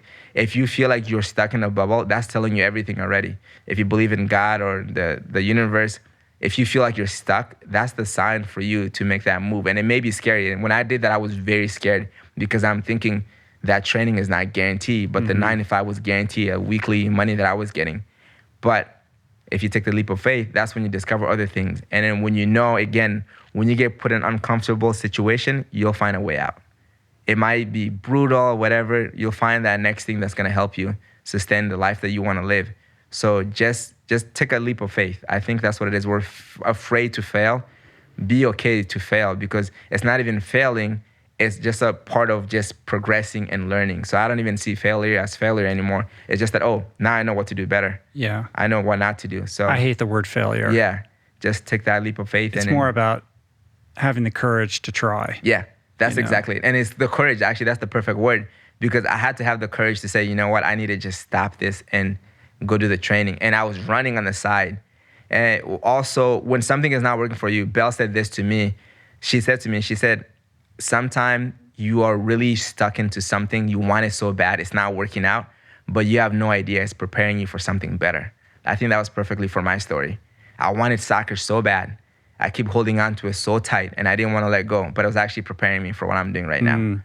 Well, often when you're holding on too tightly, you're myopic to the greater opportunity. You can't see it because you're stuck in a certain kind of pattern. And there is a mystical power to that idea of the leap of faith, because if you have one foot in one world and one foot in the next world, you're signaling to the universe that you're not ready for whatever the next thing is because you're holding on to some illusion of security that current situation or that past idea represents for you. Yes. And it's only in the let going of it that you provide the space for the new thing to come in. Yeah. And you don't know how capable or resilient you are until you are sort of, chartering treacherous waters and your back is up against the wall. And it's in that being tested that I think you allow yourself to come into, a greather capacity for potential. Can you write another book? That was really good. That's literally it. That's literally perfectly said. Honestly, it's hard though, man. Yeah. And you gotta look at you and I'm like, I'm so much older than you. I'm like, you're so young. Who cares? Like, take the risk. You're do super it. young what too. What do you got to lose, man? You're you super could young. go back to work at the limousine company. Yeah, exactly. Worst case scenario. And then also I like to this thinking mentality. I used to think, oh, plan B. And I'm like, no, there's no plan B. There's only plan A for me. So plan A means if I'm plan A was to do something and it's not working, it doesn't mean I'm going to quit to go to, I'm not reverting to another one. I'm just going to reroute. Because if you have this is my fallback now. Now you're kind of like now going all out for that one thing you want. You're thinking, oh, if it doesn't work, there's this thing also. But if you just say, I'm going to make it work. If plan A doesn't work, just reroute. Take a different route. Yeah. And even the GPS thing, I don't know if you've heard of this, but I've heard this somewhere. I don't know who has said it. If you're going somewhere, you're on a highway, you miss the exit, guess what the GPS does? It doesn't quit on you, it reroutes. It might take you in a longer direction, but it reroutes. So if plan A isn't working, it doesn't mean it's not gonna work, just reroute. There's maybe another loophole that you gotta find to make it happen. So, and thinking also worst case scenario, you'll find something will come. You'll survive. And that's everybody I speak to, and even reading books, even the likes of yourself, you can see this thing that you know that everything that you guys have did not come overnight. You worked on it, how you change your lifestyle. But people see what you're able to do right now is very amazing, it's very but do they realize you had to go through so much? You had to literally go through all these processes to get to where you're at. So we always have to think that we see everybody on top of what they're doing right now and it's amazing, but they had to start somewhere. So it's okay if I'm still trying to figure it out till this day. Yeah.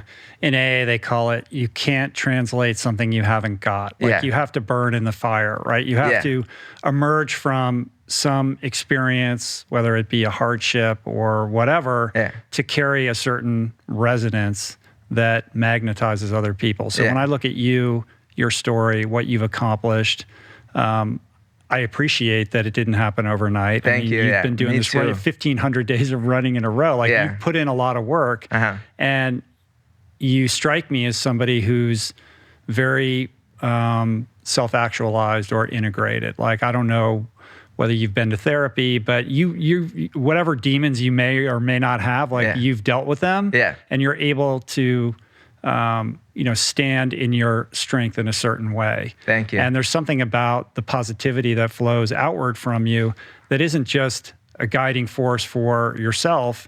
It's very attractive to other people. People see that. A lot of people have run across the country, right? But there's something about your experience doing it and the way that you shared it and the spirit with which you carried yourself throughout this experience that make people want to know more. They want to know more about you, and that attracts Casey to your front yard or all these things that are coming to you. Thank you. And that doesn't happen by happenstance. That happens because you've put in a tremendous amount of work and you're very intentional in the way that you're, approaching these things. And it's very commendable the way that you, like, I think, I mean, it's cool that you ran across the country. It's cool that you run, 1,500 days in a row.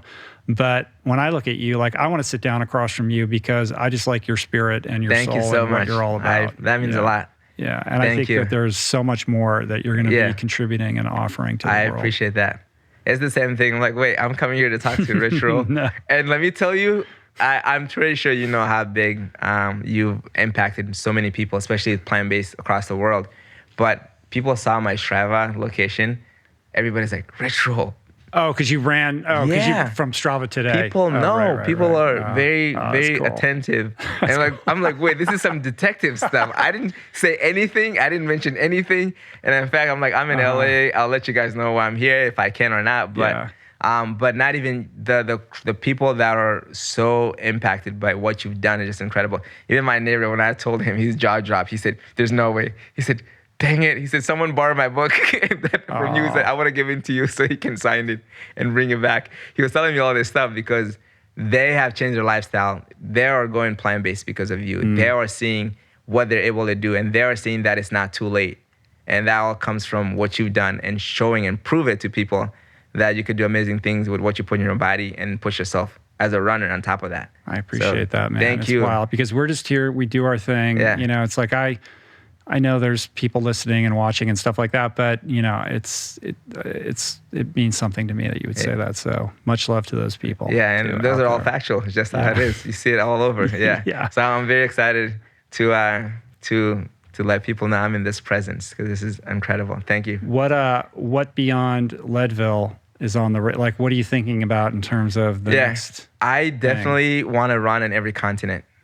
I don't know when or how I'm going to make it happen. Continent or country? Continent? Every continent right now. Mm-hmm. And then maybe countries after that, because I've been in the North American continent for most of the majority of the time in the United States. But if I can run in every continent, which that means to run a marathon every continent, which if it means to meet the hella good family members, the people who've been supportive, and just run with them, I think that'd be pretty cool. That's cool. And then I want to do a 100-mile race. I said, not just to go run 100 miles by myself, just to be actually in a high altitude. Because I can go run 100 miles in the area I'm at, but I want to actually Leadville. There's altitude and then there's Leadville. Exactly. It's a totally different thing. Exactly. Yeah. So when I want to do Leadville, I want to dedicate my energy now into being trained well for it. I don't want to just show, I run every day, let me go do it. No, it doesn't work like that. So I want to take time off and maybe live in that area for a couple months just to get my body ready and training around that area and that altitude, and then be ready for the race. So maybe we're looking at 2022. Yeah, because my legs are, I have the pace I've been running at, I can go 20, 30, 40 miles. But when I try to pick up the pace to a certain pace that I want to just cruise in, it feels like there's brick ties to both legs. Yeah. It won't pick up. Well, your training has acclimated you to maintain a certain pace for an extended period of time, but you never extend yourself past that aerobic threshold. So you have no anaerobic power at all. For that, right? And it goes from 140 beats a minute at 7-minute pace or whatever it is. But then you go just a little bit over that and you completely fall apart. Yeah, right? I completely fall apart. So I'm I can't wait to get that strength back. And I'm kind of in between where man, the ultra, I have so much fascination about ultra runners and what they do. It's a complete different part of running that I really didn't understand until I did the Transcontinental. And I'm do I want to just be a long distance runner or I want to be ultra runner? I'm I want to run ultras. I want to. Well, you are an ultra runner. Yeah, you know that, right? Yes, you just that ran is true. across America. That so is it's true. This idea that you're not an ultra runner is preposterous. Thank you. It makes you, I guess, do more ultra running and instead of coming back to just my regular running. I want to do more ultra distance.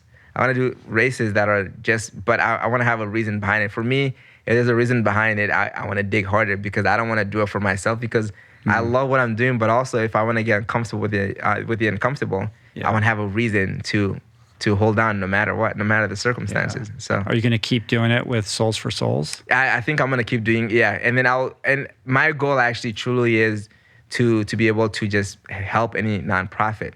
And Souls for Souls was my number one. And if I can keep helping whatever I do and that goes to them or anywhere else, I would. You've done some stuff for Charity Water too, haven't you? That was really, the cool story about that is I just put it on YouTube. I said, my goal in life is to just do things for a nonprofit and just help because a lot of people have helped me in my life.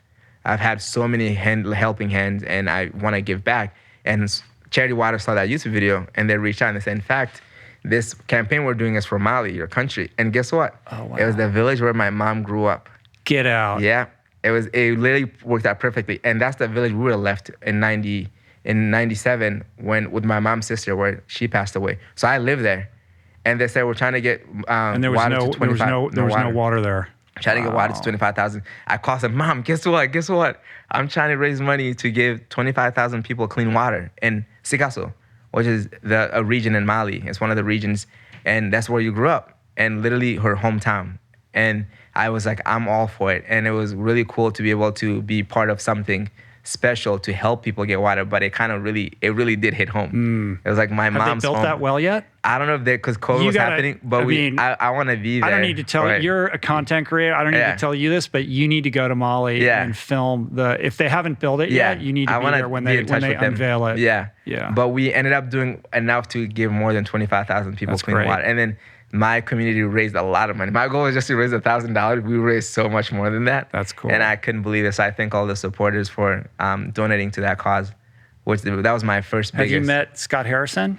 No. From church, he's the founder and the guy that I haven't met him. Yeah, you got to meet. Yeah, I saw his stories and what he did, how he has to change his lifestyle. It's unbelievable. It's super inspirational. Yeah, it really is, and it makes you think that whenever we think it's too late right now, we can change everything. Yeah. You just got to stop. His course correct is crazy. Yeah. being this wild partying. Yeah, and all that, what he used to do. To becoming this unbelievable public servant. Yeah. And just not just creating this incredible nonprofit, but really reinventing and reimagining what giving looks like by making it aspirational. Like the brand of charity water is just cool. And it's just water. And it's awesome what they for do. People to have clean water. Like, and the impact is unbelievable. Yeah, and they literally get water, having a well for forever.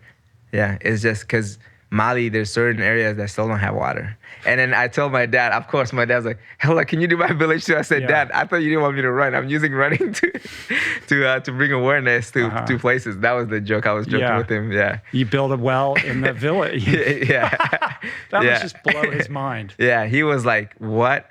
And he said, you did that for Mom's village? I said, it wasn't only me. It took a whole crowd of my followers to donate and things like that. Yeah. It took a village to build another village. Yeah. And he couldn't believe it. So he was like reading the articles and stuff like that. That's cool. Yeah. That was a proud moment to be able to do that. And also it all comes down to, again, an ability that not everyone has is to run. So I'm glad I could use my ability and having an audience that could participate in something like that. And anybody can say, in my life, I've helped to a cause. The people who don't, you changed someone's life that you don't even know, you'll never meet or hear of, but you've changed their life forever. So, and wedding that thing that you love to service in a meaningful way is the real differentiator. There's nothing like it. That gives your own life such depth. Yeah, and purpose. And purpose. Yeah, and purpose too. I always tell people, don't think that if you're not a big celebrity, you don't have a major platform, that you don't have a purpose. I think we're all here for a reason. We all have a purpose. And your purpose could even be just saying something nice to someone and you have no idea what they were dealing with. And they go home, they change their whole outlook or their whole energy and life. And you just save their life. And you have no idea that you fulfill your purpose. So just because you're not on tabloids or you're not on social media with big followings or you're not getting articles written about you does not mean you don't have a purpose. We're all here for a reason. And we just have to keep doing what we love, and then you're fulfilling your purpose without even knowing. So yeah. I believe that. I can't remember who said it, but somebody said your job, there's two parts to your life. The first part of your life is trying to figure out what that purpose is. Yeah, that purpose is, And the second part is fulfilling that purpose or doing that thing. Yeah. Yeah. And you're doing it, man. Thank you. And it's only just begun. Yeah. I'm excited for the future. You're a young man with a bright future. Thank you. I love you. I'm here to support you in any way that I can. Thank you so much. I love everything that you're doing. I'm just delighted that you took the time to come here Thank you for having me. There's no doubt about it that I was not going to be here. Yeah, when I heard it. Thank you so much. You're very welcome. If you want to hook up with Hellah, best place to do that is online on his YouTube channel, Hellah Good. Hellah Good on YouTube, Hellah Good Not on Instagram, and same thing on Twitter. I'm not very active on Twitter, but yeah, those platforms. I'm most active on Instagram and YouTube. Yeah. Hellah Good 9. Yeah, Hellah Good 9 on Instagram. And are you still raising money for Souls for Souls? Yeah, I'm still raising money for Souls for Souls and collecting shoes. And I feel like it's something that I don't even have to stop. I could just keep going. Of course, wherever right? I can. Yeah, because it's... So I'll link up in the show notes all of those accounts, of course, but also the link for people who want to contribute to Souls for Souls, and also the charity water link as well. Yeah. Which would be cool. Yes. Thank you so much. Yeah. All right, man. Come and talk to me again sometime. Definitely will. I'm coming out to New York soon, too. Yes. Will you come into the city and go running with me? Let me know. I'm there. I'm literally like minutes away from New York City. All right. As long as you let me know, I'm coming over. I'll definitely do it, man. All right. Thank you so much. Appreciate you, brother. Peace. Thank you. Plants.